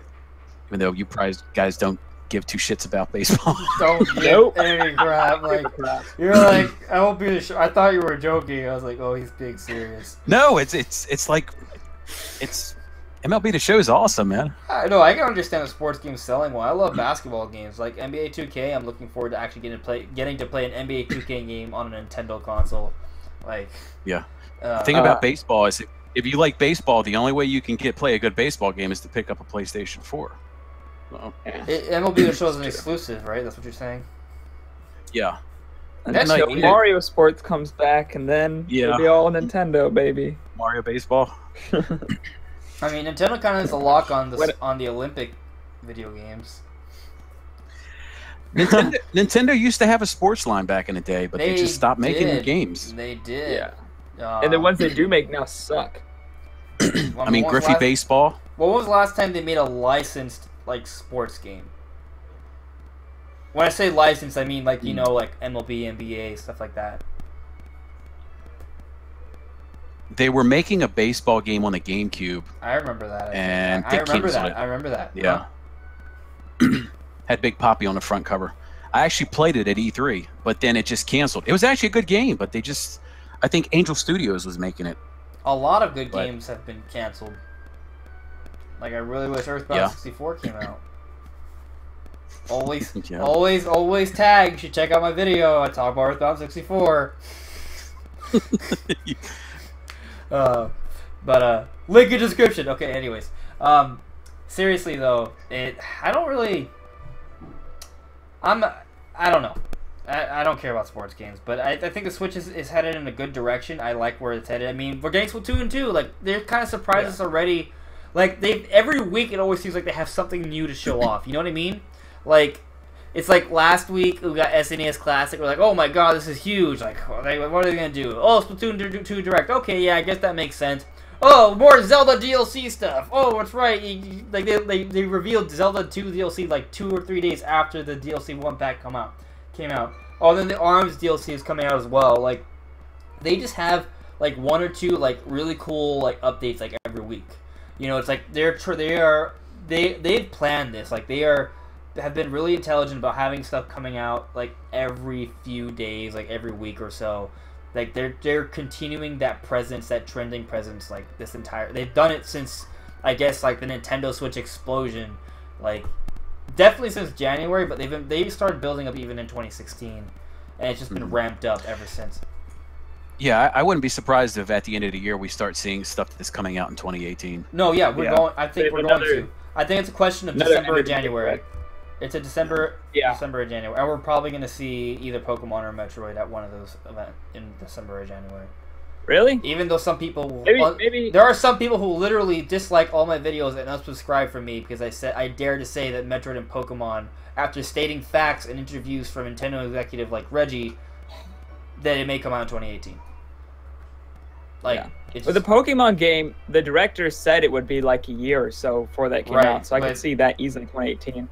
I mean, yeah. I don't think they would show Metroid Prime in E3 2017. I mean, if it comes out when I expect it to, holiday 2018, that's literally a year and a half. That's more than the amount of time he said it would take. So yeah. I think Metroid will be E3 2018. I don't think they'd show it at a December or January event. Maybe.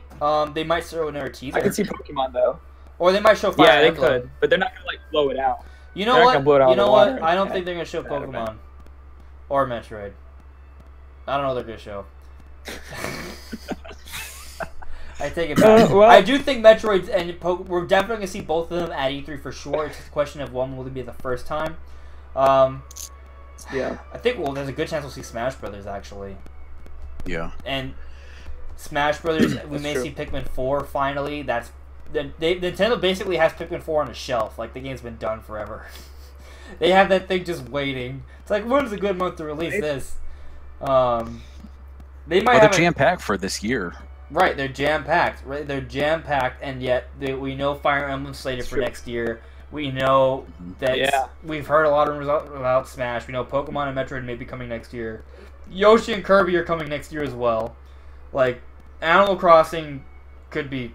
They could show that off at any given point. They're definitely going to show Yoshi at this event. They've already shown the game. It's probably going to be very early 2018. I think both Kirby and Yoshi are coming out before E3 next year. Yeah. Both of them. I think Yoshi might be Brothers, even though it hasn't been shown off at all, I think there's a very good chance we're going to see Smash Brothers before... It's not... We may not even see... If we see Smash Bros. At E3, it's because there's going to be a tournament for Smash Bros. At E3. It's not going to be shown off like during their direct because it's going to be revealed and shown off before E3 2018. I think so. And released. Yeah, I think Yoshi could be like February and Kirby could be like March or May. Yeah. I think that could happen. Yeah. Is there any big January game? Maybe that's Pikmin? I don't know. Or maybe I mean, the thing is, Nintendo rarely has... This is the new Nintendo now where they'll be able to actually have a good game come out every month. I don't think Nintendo really ever has a good game come out in January. You know what I mean? So, like, what... Will they? Even? You know? You guys understand what I'm saying, right? Like, they might not. Nintendo's in a situation where they could potentially release a really good game at almost every month. So, yeah. Will they release something in January, which I don't think they normally do? I mean, I guess if there's a month they're going to skip, it's going to be January. Yeah. They did skip May. They skipped May for, like, a huge release. Right, but Mario Kart... It could be a Wii U rehash. You know? Like it could Star be Fox like or Pokken. Wind Waker or something like that. No. I wouldn't be surprised if we see older games. But Wind Waker HD on Switch Really? Like, I don't know. Ah, gosh, what would they change? That's like a double It'd just be the remake. same. It's a remake of a remake. Mark it down, man. Wait, what? The only thing I could see was Wind Waker HD in 60 frames. You know, if they announce it, I'm texting the hell out of you, Andres.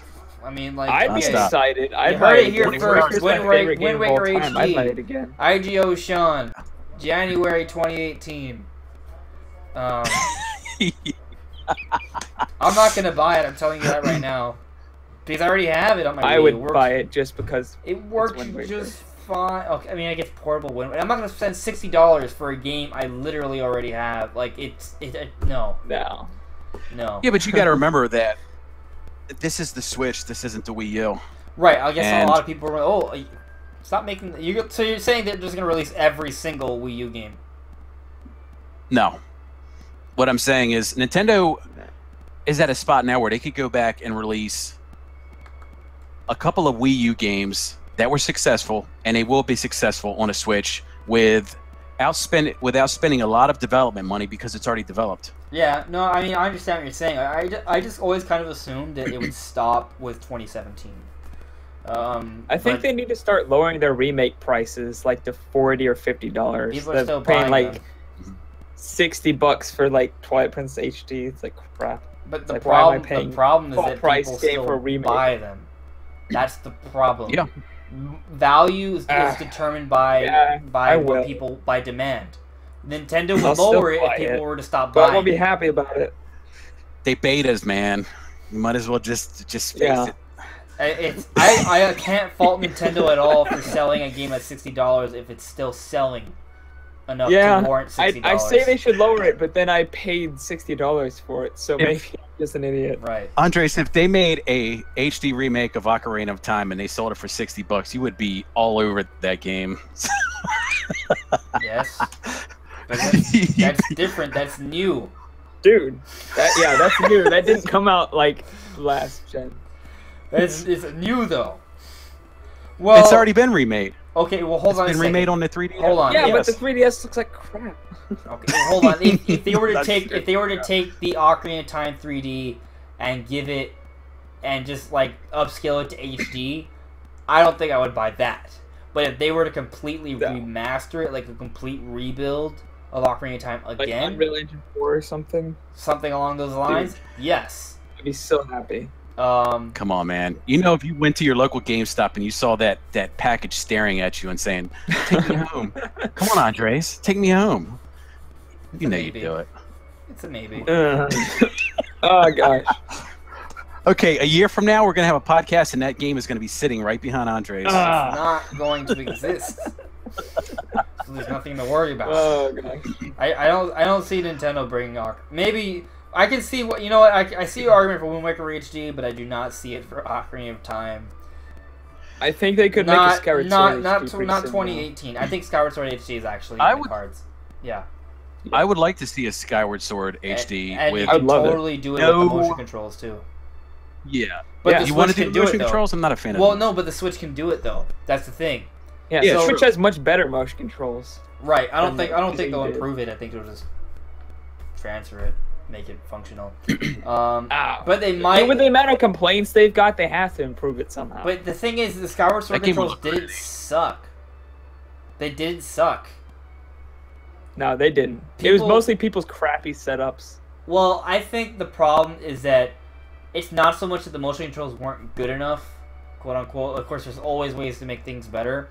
But I think it was more of an issue that some people just don't like motion controls in that way to play games like Zelda. I think some people wanted to waggle control their way to victory, and when it didn't work, they got upset. Right. When they get blocked, they get frustrated. It's like, why didn't that work? But it's because there's a blocking system. You have to try to avoid games, that. That's why.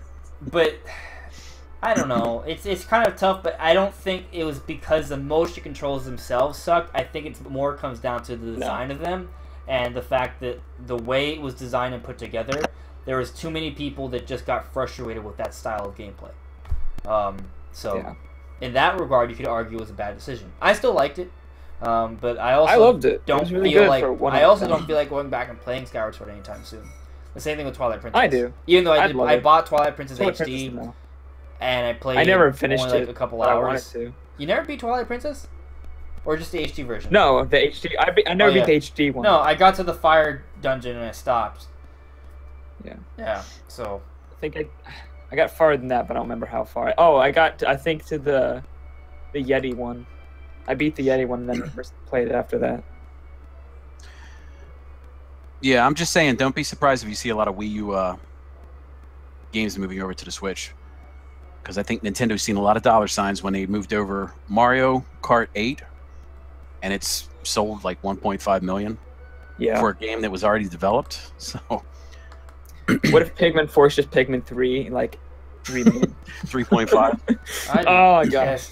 Especially since people felt like Pikmin 3 could have looked even better, because development for Pikmin 3 started on the Wii. On the Wii. Right, so people felt like, oh, what if they had made a Pikmin game ground up for Wii U? You know, how much better would it have looked?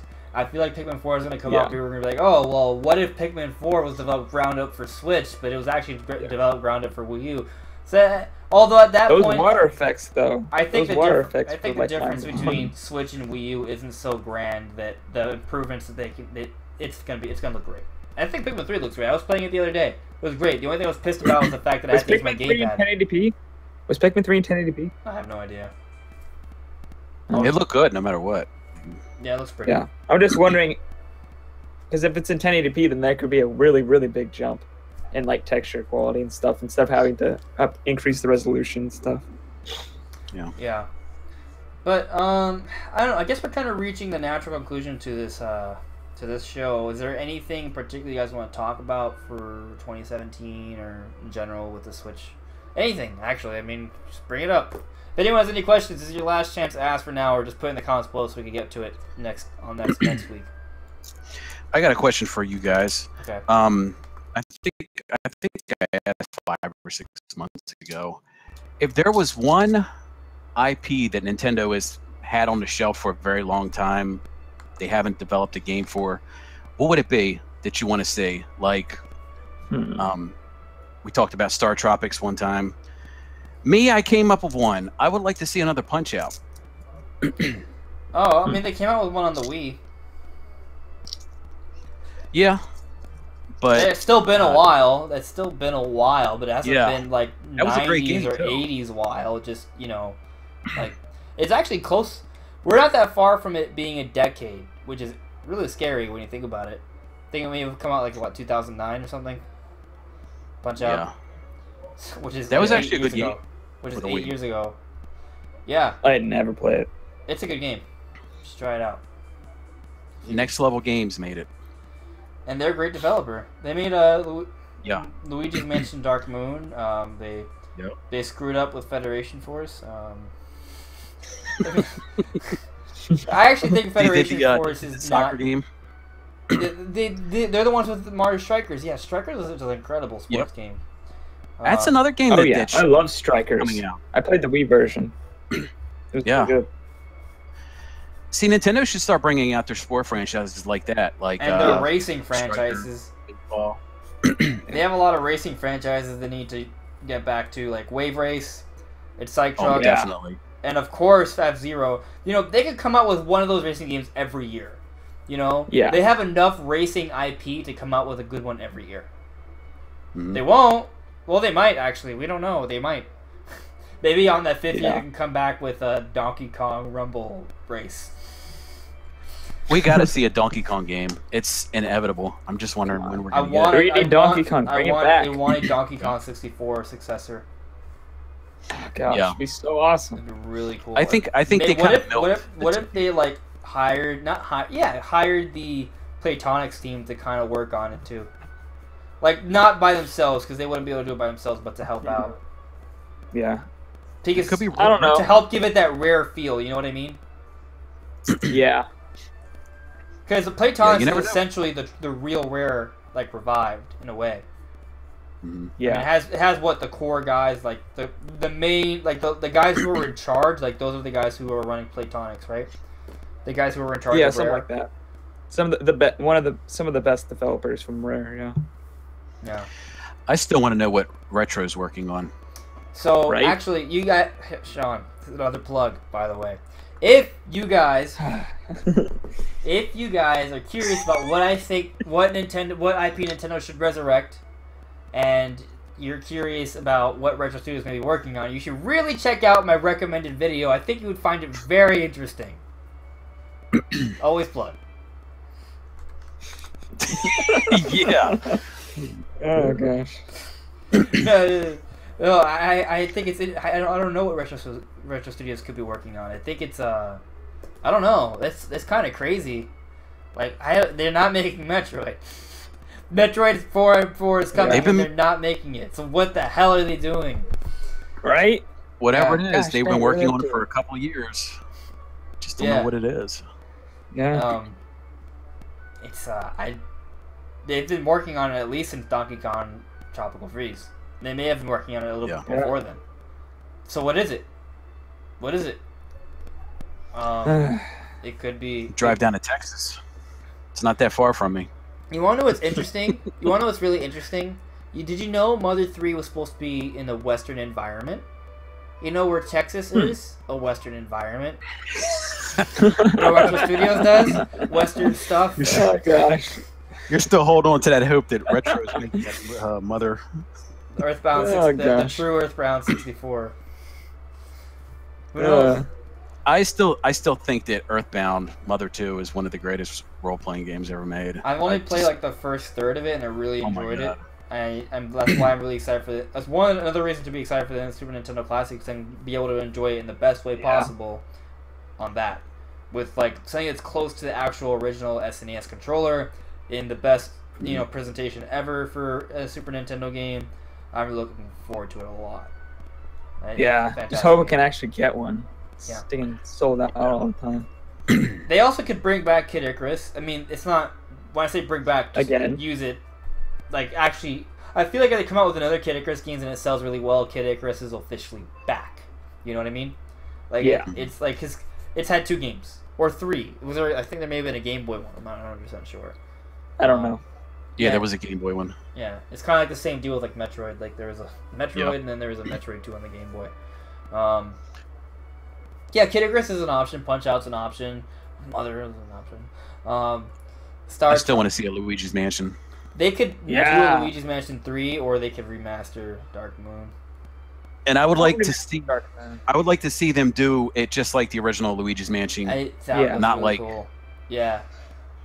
Well, I think Dark Moon is really good. But I would like that style. That would be really cool. Yeah. Dark Moon is too mission linear. I would like Nintendo to go like a very creepy route. Like, Metroid has been kind of scary, but I would like it to make a devoted game that's about like being scary. You know, and they tried it before a little bit, I guess. Well, Eternal Darkness. What did they? Was that was published by Nintendo, right? Does anyone have any other rights to that? I think they own the rights because I think. So that is officially their IP. I think they renewed it. That's officially their IP. So they can do whatever the hell they want. Yeah, I'm pretty sure they renewed the rights. So I mean, there's a game right there. What if they were to make a new Eternal Darkness game? I'd love to see that. That'd be cool. Yeah, like I said, I would love to see Great game. Devoted Nintendo horror game. I wonder what the hell they went. It's just Nintendo comes up with unique ideas. I would like to see what they would do with a devoted horror game. And Eternal Darkness is an example of that. But like in this era, I would like to see what they could do. It'd be pretty crazy. Did you ever play it on the GameCube? I did. Which is why they need a GameCube Classic. Actually, I was talking about it in my previous stream that I'm thinking about buying a GameCube and going back and streaming like different GameCube games that, like Sunshine, Eternal Darkness, Beautiful Joe. Like there's a lot of really good games on the GameCube that are not available anywhere else. I've just been using the Dolphin emulator. Eternal Darkness, man, that game will mess with your head. I remember playing it one night and I thought the game reset. And I'm like, what the hell happened? And it was the game. It was just the game messing with you. Screwing with you. No, yeah, I've heard about it a lot. You know, I've done my research on it. It's a excuse my language. It's a mind fuck. You know. So, yeah, I'd love to see that, for sure.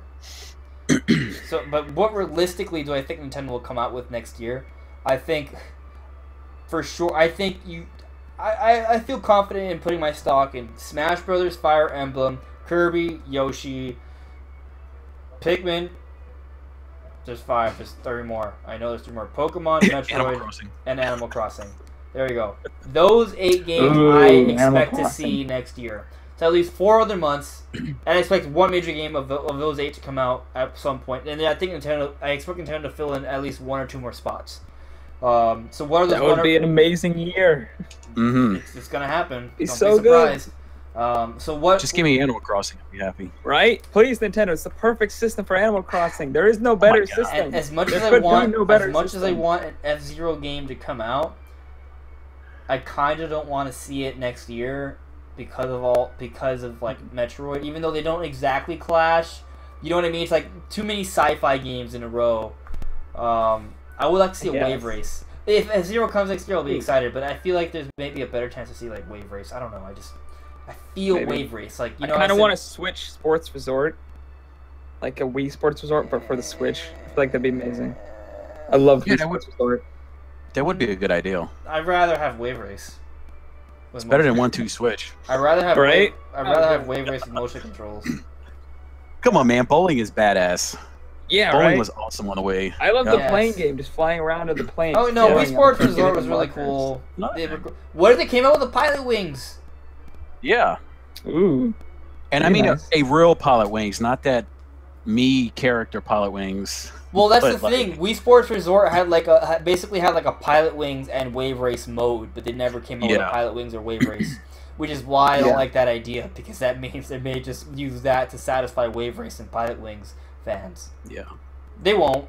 If not, maybe they might. They might. You don't know. It's a new Nintendo. Yeah, we also might see entirely new IPs in the next 6 to 12 months. I said they were trying to get some out like every year. So maybe another new IP next year. So what would it be? Oh, I guess we have no idea. Oh wait, it's a new IP. It's a new IP. Who knows? Maybe it's a horror genre kind of game, or maybe it's a new racing game. Maybe they just say screw you to F-Zero and Wave Race fans and they come out with something else. Or again, what genre could they tap into that hasn't and just completely flip it on its head? You know what I mean? Like they flipped it on its head with Smash Bros. They flipped it on its head with Splatoon. They flipped it on its head with ARMS. Like what IP could Nintendo? They could do it. I said horror. They could do it with horror. They could do an MMO. That'd be cool. Right, but that's what Pokemon's gonna be. What? Huh. I'm just kidding. What? Just kidding. No, I'm just kidding. It's not gonna be MMO. Not yet. They could finally make a game that makes the amiibo worth buying, other than just for cool figurines. I'm trying to look at all the old Nintendo games, like Urban Champion, Mach Rider. I don't know, man. They even made a good ice hockey back in the day. For the NES. That's what they should do. They tap into sports. No. Yeah. Stop trying to make Mario Sports like a Mario, but it's like realistic Mario Sports. It's stupid. Stop it. Make it like crazy, wacky Mario Sports again. All this bullcrap, plain, like realistic, but it's Mario, so it's like doesn't work at all in any way, shape, or form. It's like they're trying to be realistic, but they're also trying to be Mario, and so it's just kind of nothing. It's like stop doing that. Be one or the other. Be really cool simulation sports, or be really wacky Mario. Stop trying to be like in between. Mario at the Olympics. Yeah. Or make a good Mario Party again. That'd be amazing. A good Mario Party game. Is that series salvageable? Because they I think they really ran it into the ground. People still buy it, so I mean, yeah, like, they just need to get everybody out of the cars. Stop it with the cars thing. Also, for whatever reason, I think the chat stopped working on the stream. I don't know why. And no more Animal Crossing Amiibo challenge. Please, no. I have no idea how to fix it. Oh my gosh. It's just not working. Amiibo Festival? Oh. I remember, oh gosh, when we were doing our E3 things, I was like, what if they came out with a Metroid Prime Amiibo Festival? Oh gosh. Everybody about killed me. They about kicked me off the show. Amiibo. I know that that one E3 where they announced that Amiibo game that Was the worst Animal E3 Crossing ever. How about Yeah, killed Nintendo? that is the one year I was totally pissed off after Nintendo's E3. I was like, what is this? Something's got to be coming because this lineup is horrible. It was absolute garbage. Yeah. Oh gosh, I remember I saw it. I was like, "Oh, it's Animal Crossing. It's in HD. It's amazing. Yeah. Oh, we're getting an Animal Crossing game for the Wii U." And then I saw the board game. I was like, "No! Yeah. How could you betray us? At least come up front and say it's a board game instead of like showing everything that's not the board game part." Yep. They look exactly like a regular. You know Animal what's Crossing something that I game, would like to and they're see just actually? smacking all your fans in the face. You know what I would like to see actually? A Nintendo Land. I love Nintendo Land. I thought It was Nintendo so Land was good. very good. I would like to see that revisited. I think they could do a good job with that. And They needed to get DLC for that game. yeah, but DLC for that game would have been amazing. Nintendo still has to Yeah, figure that out. At that I point. liken that Animal Crossing Amiibo game to walking up to a really hot chick with a nice ass, and then she turns around and it's a guy. Oh, Because because I was like, Dang. oh my god, Animal Crossing is coming out for the Wii U. Holy And shit! then, It's no. finally coming out, and then it's Yeah. a friggin' Amiibo Is that party how game. that I'm trailer like, worked out? Like people saw it and they thought it was a real Animal Crossing, and then they were like, "Wait, what the hell's going Yeah. on? What is going on? Yeah. Why is this like Mario Party?" Okay. Yep, that's how I felt. I was ready to punch my TV because I was about ready to storm So Nintendo. maybe I guess that was a Federation Everybody force rioting in the all over streets. again. I think at that point, That's kind though, of like what were you gonna say? it's like if you saw a new Zelda game and they showed like the first 30 seconds of something really cool, and then it cuts to a board game. Oh my god! So basically, every mobile game ever. Yeah. right? Ever. Yeah. It's just like super cool CGI, and then it's like, oh, this is the actual game. It's Because the people, us people who do love Animal Crossing, that's just like it's sacred. I know. And you I can- understand. Like Yes. it's kind of like what happened with Federation Force, except maybe to a similar degree, maybe a little worse. Federation Force is actually, I hear it's actually a kind of good game. Like it's playable and it's fun. Right. Animal Crossing Amiibo Festival is none of those things. Yeah. You can get it brand new at GameStop for $5 now if you want to Yeah. pick it up and check it I out. think you can get the amiibos. It's like Okay. one amiibo, you get 2 free, and it's like $3. All right, for here's a question for you. What is the worst Nintendo game of all time? I think maybe in my opinion, be Animal Crossing Amiibo Festival. I mean maybe in recent past. Wii Music. I was thinking Wii Music. That's I pretty was bad. thinking Wii Music. It's pretty terrible. You know, I knew how That bad was- Wii U Music was. I got it as a gift from somebody, and I never opened it. I remember getting Mario Party 10, and I was like, they have no idea how bad this game is. They just got it for me because they're like, oh, it's Mario Party, it's probably awesome, right? No, it's not. I felt so bad because I was like, I have to at least like act like I'm sort of excited for this game. But then I don't want them to think I'm actually going to play it. We'll just play So I another was like, Mario Party. Tell them it's Mario Party 10. Right. I did actually end up playing it. I played it about 2 or 3 times. You I played didn't the enjoy it Bowser at all? mode, Is and then Mario I Party never 10 touched that it again. bad? Is it really that bad? It's really that bad. Like there's the normal Mario part, like there's no saving it. There's nothing fun about it at all. The Bowser part's fun for about 2 or 3 times, then you never want to play it again. And the Amiibo board's just nothing. That game is a whole bunch of nothing. No offense to Mario Party, because I do like them. They're all one. I used to love Mario Party. I used can't to love it, distinguish. but now I I'm just can't like, this is distinguish crap. one from another. They're just mini games everywhere. No. Yeah, the N64 games were great. Yeah, I remember those being really good. Wait a minute. What is Wario? What is that Wario? WarioWare? Yeah. We haven't seen one of those in a long time, and I actually like those That'd games. be cool with HD rumble and stuff. Yeah. Motion controls. That'd be That's great. not And that like could be an motion indie controls game, are honestly. good. Like that could be like a. There could be a month where Nintendo releases like 2 smaller games. Like maybe one of them is WarioWare, another one's like Switch Music. Where else are you gonna find a game where you can pull nose hairs out of a nose? Or shave calves. Yeah. Oh gosh. Those were cool games. Yeah. Or like put on lipstick. you know, or like weird shit. Yeah. Josh Sheriff in the comments hating on Wii Play. I used to love Wii Play. I don't know why, but I used to play it all the time with my dad. We play the tank game. Yeah, Wii Play was fun. But he's over here hating on it. How dare you? But Wii Music was, good lord. Yeah. It made Wii Fit look good. Oh gosh. And then of course the trainer from Wii Fit somehow got into Smash like she's some kind of awesome character. Yep. Isn't her amiibo worth a lot of money? I don't know. I don't have it. And if I did, I'd sell it if it was worth it. They probably released like just one amiibo character. Because nobody cares about her. What's the point? Look at Andres, his face. He does. He does care about her. That's why he's.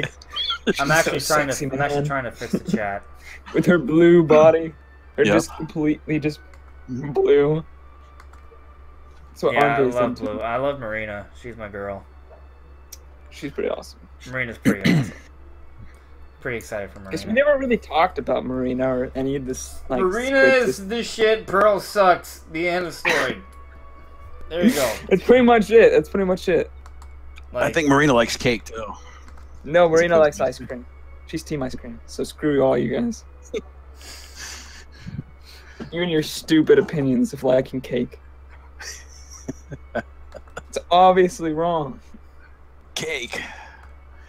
I actually ate ice cream the day they announced that. Like, that night, I went and I ate ice cream. I should have totally posted a picture to Twitter, but I forgot. Oh, I know why the chat's not working anymore. It's because Restream shut down. Not shut down, but their chat features have been blocked off, unfortunately. It's working for me. You can see the YouTube chat. You can see the YouTube chat. I'm talking about in the stream. You can't see it because it was. Oh, okay. Yeah, so it's not a big deal. It's just people can't see the comments on the video. Okay. So I think they can go in the comment section. Yeah, they can go in the comment section. And so is there any questions in there that we should answer before we end things? Apparently, Josh wants to see a Wii Fit Switch. I do not give a crap about that. What do you stand on it? Okay. Just stand on the screen. Throw it. It did survive 1,000 feet drop, so I'd probably stand. Oh? I'd probably stand on it. I'm scared to drop. It'll be fine. I don't want to drop that thing. No. Well, they did drop tests. It's like ridiculous. Like you can't break it. I saw someone break it in like 7 drops. Really? Yeah. Most people get like 11. I saw one person get like 11 drops. It didn't turn on. Later, they like were trying to flip it because they thought it was broke. So they're trying to like flip it into the dock, and they actually successfully flipped it into the dock, and it turned on. And they just kept using it. I saw videos of people literally throwing their switches switches across the room to land perfectly inside the dock, which is kind of insane. It's just like, yeah, it's like how. What do you guys think of the Super Nintendo Mini? How they have the controller port set up? You have to open it up. And also, which do you prefer? Do you prefer the U.S. version or the UK/Japanese version? Super Nintendo. Super Famicom. Hold on. Because they're actually releasing. Let me pull this out real quick.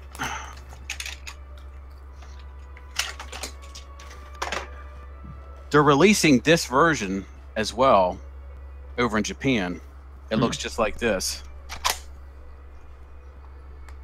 I've seen the headlines. Apparently, most people think the SNES or the Famicom looks better. Yeah. Oh gosh, it does look better. How dare they? Yeah, you see that it's a big difference too. Like this is blocky. Yeah. This is nice and smooth.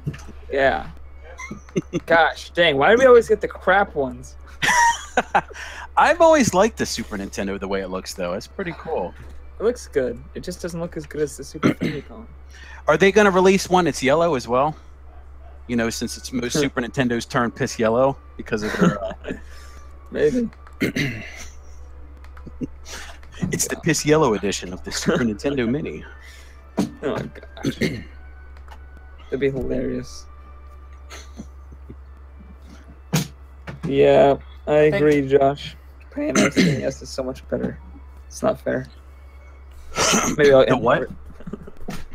The Famicom is better. Yeah, it is. It's Maybe I'll import. pretty cool looking. It's just smoother. Yeah. It looks pretty awesome.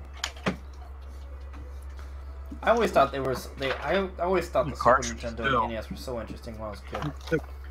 The cartridges looked a lot better as well. You know, you got the a little smoother. They're not as square. Yeah. Just say you had these. There you go. Wow. Yeah, the Japanese one's a lot more slick. Yeah. Yeah. You know something that disappoints me about the SNES Classic? It doesn't have. I totally blanked on the name. It doesn't have that really good RPG. Oh, what's the one? Chrono Trigger. Chrono Trigger. Yeah, I knew it started with a C. I was like, gosh dang it. It is hailed by many as the greatest game of all time. It's really good. It I've is. never played It's it, awesome. but I saw somebody streaming. I was like, man, dang, Easily, this game's good. Especially easily for coming a on the top SNES 5 era. game on the Super Nintendo. Easily. Yeah. Excellent soundtrack too. It's amazing, and I think the Most artist is people the same think artist they for have- Dragon Ball. The Yeah. artist who drew Goku I think- is the same guy who drew the characters in Chrono Trigger. Yeah. I think they said that there was some people were speculating that there was too many Square rights already, like Square games in there. Yeah, it's So they want to put good Chrono Trigger. chance. Dude, I heard some. Like, I don't care. Take one of the other ones out and put in Chrono Trigger. The game is amazing. I think part of it If is you they wait a wanted month- multiplayer. What? You wait a month and they hack it, you'll be able to get a Super NES Mini with 500 games on it. So Including Right. like, every N64 game. on eBay. You're gonna Yeah. see streams of Conker's Bad Fur Day on the Super Nintendo Classic. I wouldn't mind jailbreaking my Super Nintendo Classic for that. That'd be pretty nice, actually. But I wouldn't be surprised if Super Nintendo Classic has the exact same like hardware as the NES Classic. Like it's literally the same thing, just like programmed differently. I think that's Maybe. going to be the end too. I don't think there's going to be an N64 Classic. A lot of people are gonna be very. Yeah. I don't see it happening. I'd like it. It ruins the I'd buy an virtual N64 console. It ruins. The I don't virtual care. console. Screw that. I would gladly screw the virtual console if I got classic editions of all the old consoles.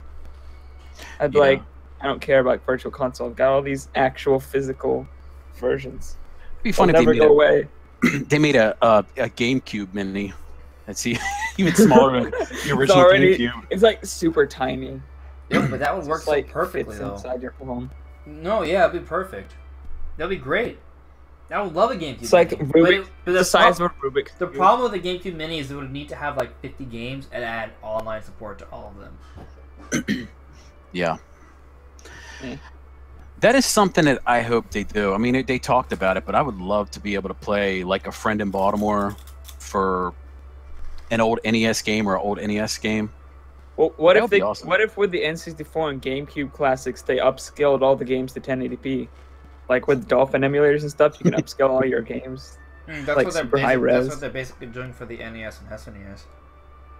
Yeah, I mean, it's simpler because they're just little but sprites. it's easier because it's a pixel art. But if they made it like every game on there is 1080p 60 frames, I don't see that'd how be it's amazing. hard. I mean, if you have emulators doing it already that Yeah. are free to download and done by Yeah. just a few people who they do kind of really get all nerd out. janky though. Right, when you but, do it. but if you had a really powerful computer, it doesn't matter.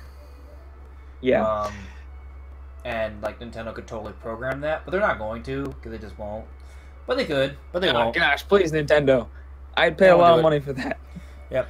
So I feel like we need to bring this this podcast to a close because it's already almost 11 o'clock. 10 p.m. for you guys. We're getting close to 2 hours. Yeah. So, but is there any final questions you guys want to address, talk about? I know the chat's not working on the stream, but of course, if you're watching this live, you can probably see it. I don't know. Anything at all. I was looking. Oh Okay. gosh, All right. So a Wii U Mini. no. No. No, please, God. No, not a Wii I Mini. bet a Virtual Boy Mini. No. Oh my God. No, here's a better idea. How about you just combine the Virtual Console and Wii U, and like take all the best games on the Wii U and the Virtual and the whatever the Virtual Boy, and just combine them together and just call it the Nintendo Lost Files or something, and you just play just everything. Nintendo Dark Years. The Nintendo Dark System. Or Dark something, Ages. Right, and that counts like it counts like canceled 64 GD projects too.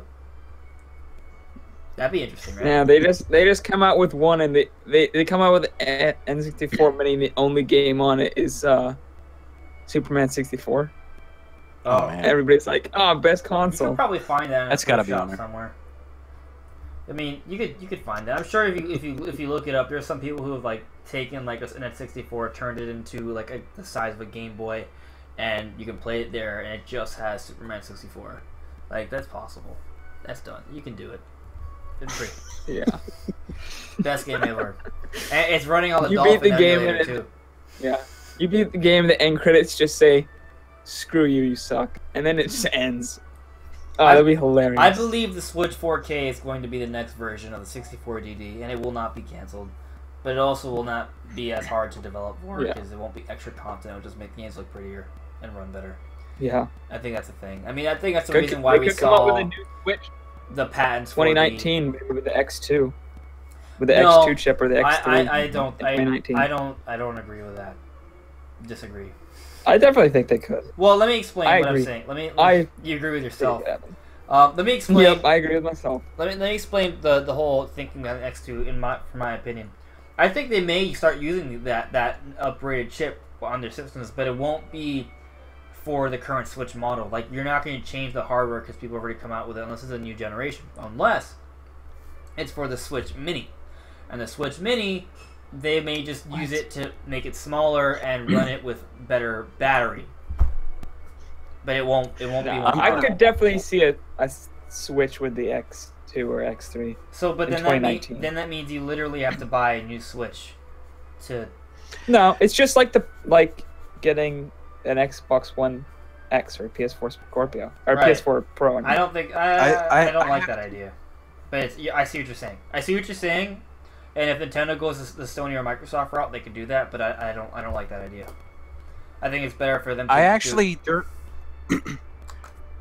think that I would not count that out because Nintendo has a track record for doing that with portable systems. The new 3DS? Yeah, they brought out the DS, and then they brought out the DS Lite, which is more powerful. Then they brought out the 3DS, and they brought out a new 3DS, and then the DSi. Don't forget the DSi. Yeah, they have a track record for doing that crap. You never know. I think they would. I would get one. I would be so happy if they did that. 2DS XL. I'd be pissed. 3DS XL. I'd be pissed. Dude, I'd be so happy if they did that. I'd buy one. Day one. I'd be so pissed. I'd pre-order one. Sure. I don't like it. I don't think it's a good idea. What if they made it with a 1080p screen, like 10-hour battery life? No, it's bad. Bad. It's a bad idea. No, yes. It'd be amazing. It's not I'd good. totally buy it. I don't like it. I don't like it one bit. Andres, you got to remember that we're sheep, and we give into the temptations of of buying new stuff that we don't need. Let me be straight up real with you guys, and I really need to end the podcast soon. No. Bye. Okay. I want to be able to play Zelda 1080p. That would have been frames on the go. Listen to me. Oh, on the go. Okay, well I can't do that. Can't do that for you. Come on, man. Put more pixels in Zelda. Right. You gotta have 60 60 But if Nintendo released a 4K dock, they could do the same thing. Yeah, but then you'd still only have 720 on the go. But it's a smaller screen. It doesn't matter. You can't tell. But I want my 60 FPS on all open Most world people games. don't even have 20/20 vision. Like, why does it even matter? I don't. So I have like, really you probably good can't tell a vision. difference. I have extremely good nearsighted vision, but my far sight's Okay, so crap. right there in your face, you can tell the difference between So 1080p bad. and 720. Nintendo stuck with the 3DS in 240p for like, it's still 240p. It's not changing. Like, I don't think Nintendo cares about putting a 1080p screen on a handheld. Even if they could, they won't. Because it costs more money. They won't. Like, they won't do it. Well, at least they'll come up with one with better battery life. No, that's... They'll come up okay, with one with better battery this is life. what I think will happen. I think they'll use that chip, but I don't think they'll make it more powerful because they will alienate users. Right? Because they also want it to function like a home console. Like, when you bought a GameCube or an N64 or Super Nintendo, that was built to last you 5 years, you know? Like, you're going to get the best of the best. Like, if you wanted to get a peripheral or a RAM expansion, they made that feasible for the home consoles, but they never forced you to buy a new home console. I understand the argument because it's a handheld, and I also understand the argument that Sony and Microsoft are doing it, so why shouldn't Nintendo? Because Sony and Microsoft are doing it. Nintendo's someone else. They do stuff differently. And I really think it's a great idea to have a 4K dock. If that works, I mean, they have the patents for stuff like that. It might be feasible. If they could pull that off, that would be so much better. And people would buy more than one dock. People would buy multiple docks. Because you can have... Yeah. I want to have multiple docks in my household. So if Nintendo releases a 4K dock, which let's say it costs $150, you know, we'll have 3 4K docks. Well, 3. That's more money. You think it would be $150 when the normal dock's $100? I think it'd be like $200. I think it's $90. I don't know. Yeah, it's not. Well, it's close enough. But by the time the 4K I think it dock, could be like $175. by the time the 4K dock comes out, there may be price drops. That's true. I also think that if there is a time in which they do release 4K docks, it'll probably be standard with newer systems. Well, maybe there's like a different package. Maybe they'll have it packaged 4K dock. bundle. Yeah, I don't know. It'll be an interesting idea if they do it. But we'll I'd see. buy a 4K dock day one. So I think it's going to be a long time before we see that, though, because if we even see it, I'm thinking 2019 or 2020. if we even see it, we may never even see it. Yeah. I mean, in fact, if I had to place my money, I'd say it's like a coin flip's chance. So, I mean, what's the percentage of people out there who has 4K TVs? So. I don't know, but it's Not getting me. higher. You can buy a 4K TV for like $300 to $500 at Walmart nowadays. It's not So that, yeah, it's not that it's getting a lot higher. unobtainable. I have one in my house. Nice. I'm about to have another one, so I'll have 2 4K TVs in my house. Huh. Well, Saving up for a new 40-inch 4K for my computer right now. So I just no. I do not want Nintendo to upgrade the Switch itself, the actual home console itself, within the next 2 or 3 years. I don't think that's a good idea at all. I just don't. I don't want it. I won't buy it. I think it's a good idea. I'll still buy it, but I don't think Nintendo would do that. I just don't think it's a bad idea, and then you say you'll still buy it. Yeah, How bad can it be? did he just say, I'll buy it? He snuck that in there. He did. Totally hypocritical. I'll buy it. No, but you don't have to understand. I'll buy it, but I still think it's a bad idea. I like it. I'm a consumer, right? I don't know better, right? But Nintendo knows better. I don't think Nintendo thinks it's the best move for them. That's what I'm saying. Like, I don't, like, when I think about it logically, to me, I just don't think that's the move. I don't see them going that route. I think going with a dock and doing a Switch Mini, you know, having these different options. The new 3DS has been pretty well for them, so I think that they might do it. I think a Switch Mini. The new 3DS has sold really well. Yeah. They as long as it makes them money, they'll do it. They're not going to do something that's going to make them lose money. That's what separates them from from Sony and Microsoft. They want more money. Sony and Microsoft to sell a system and take loss in order to make up for a gain with software. Nintendo has always sold their stuff for profit. Yeah. Yeah. Which has kind of held them back sometimes, but yeah, it has. All right. Yep. So, okay, I'm ending the podcast now. Yeah, I'm ending it now. Okay, so no, you guys are wrong. Sorry. No, I'm just kidding. You guys aren't necessarily wrong. You guys have a valid argument. They could come out with a more powerful Switch in a couple of years. They could do that. It's not impossible. There's a good chance. There's precedence for it. I just think it's more likely that if they do it, they'll just go for a 4K dock, and they'll go for a Switch Mini and the normal Switch. I think they like the idea of having those options there for everyone, and the idea that the main Switch itself can run no matter what, depending for anyone, right? That's the base. that's the base family unit for everyone, and they can just expand upon it in different ways depending on what suits them, I think that makes more sense. But that's just my idea of what I think Nintendo wants. I could be wrong. Of course I could be wrong. I'm just a man. But, you know, anyways, guys, thanks for watching. It's a little bit of a long one. Not as organized, but I hope you enjoyed it. And, yeah, so next time things will be a little bit more organized, and it'll be good. But I'm sure something crazy will happen next week as well. Crazy things have been happening the entire time. So do you guys have any closing messages? Any, you know, videos want people to watch? Yo, actually, guys, check out Sean's podcast.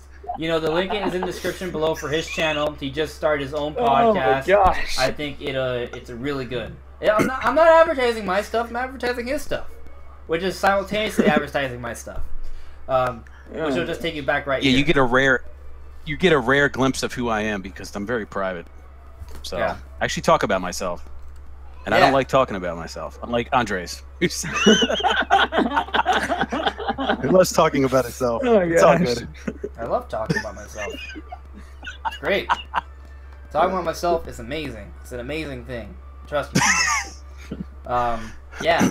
So also check out Brandon's channel. He does new stuff and he streams. And he's trying to. You've been pretty consistent recently, right? Pretty much. Like if someone follows you, I did miss the. Yeah, I do live streams every day, Monday through Friday, but I've missed a couple of the news of the day stuff I've been doing, just because there was a Nintendo Direct, and then I had my charity live stream, so that kind of the man does charity, messed things up. But he does charity. Yes, go charity. That's right. Anyways, I'm a saint. guys, I'm the best person in the universe. Anyways, guys, thank you so much for watching. I know, like I said before, a little less organized this time around, but it'll be better next week. And I hope you enjoyed everything. If you have any questions or comments, let me know in the comments below. Do you think Nintendo will come out with a 4K dock or a more powerful Switch and force us to just buy another one, and like Xbox and Sony did with their user bases? I don't, but some people do, like Sean and Brandon. So, all right. Good night, guys. Bye. Take care.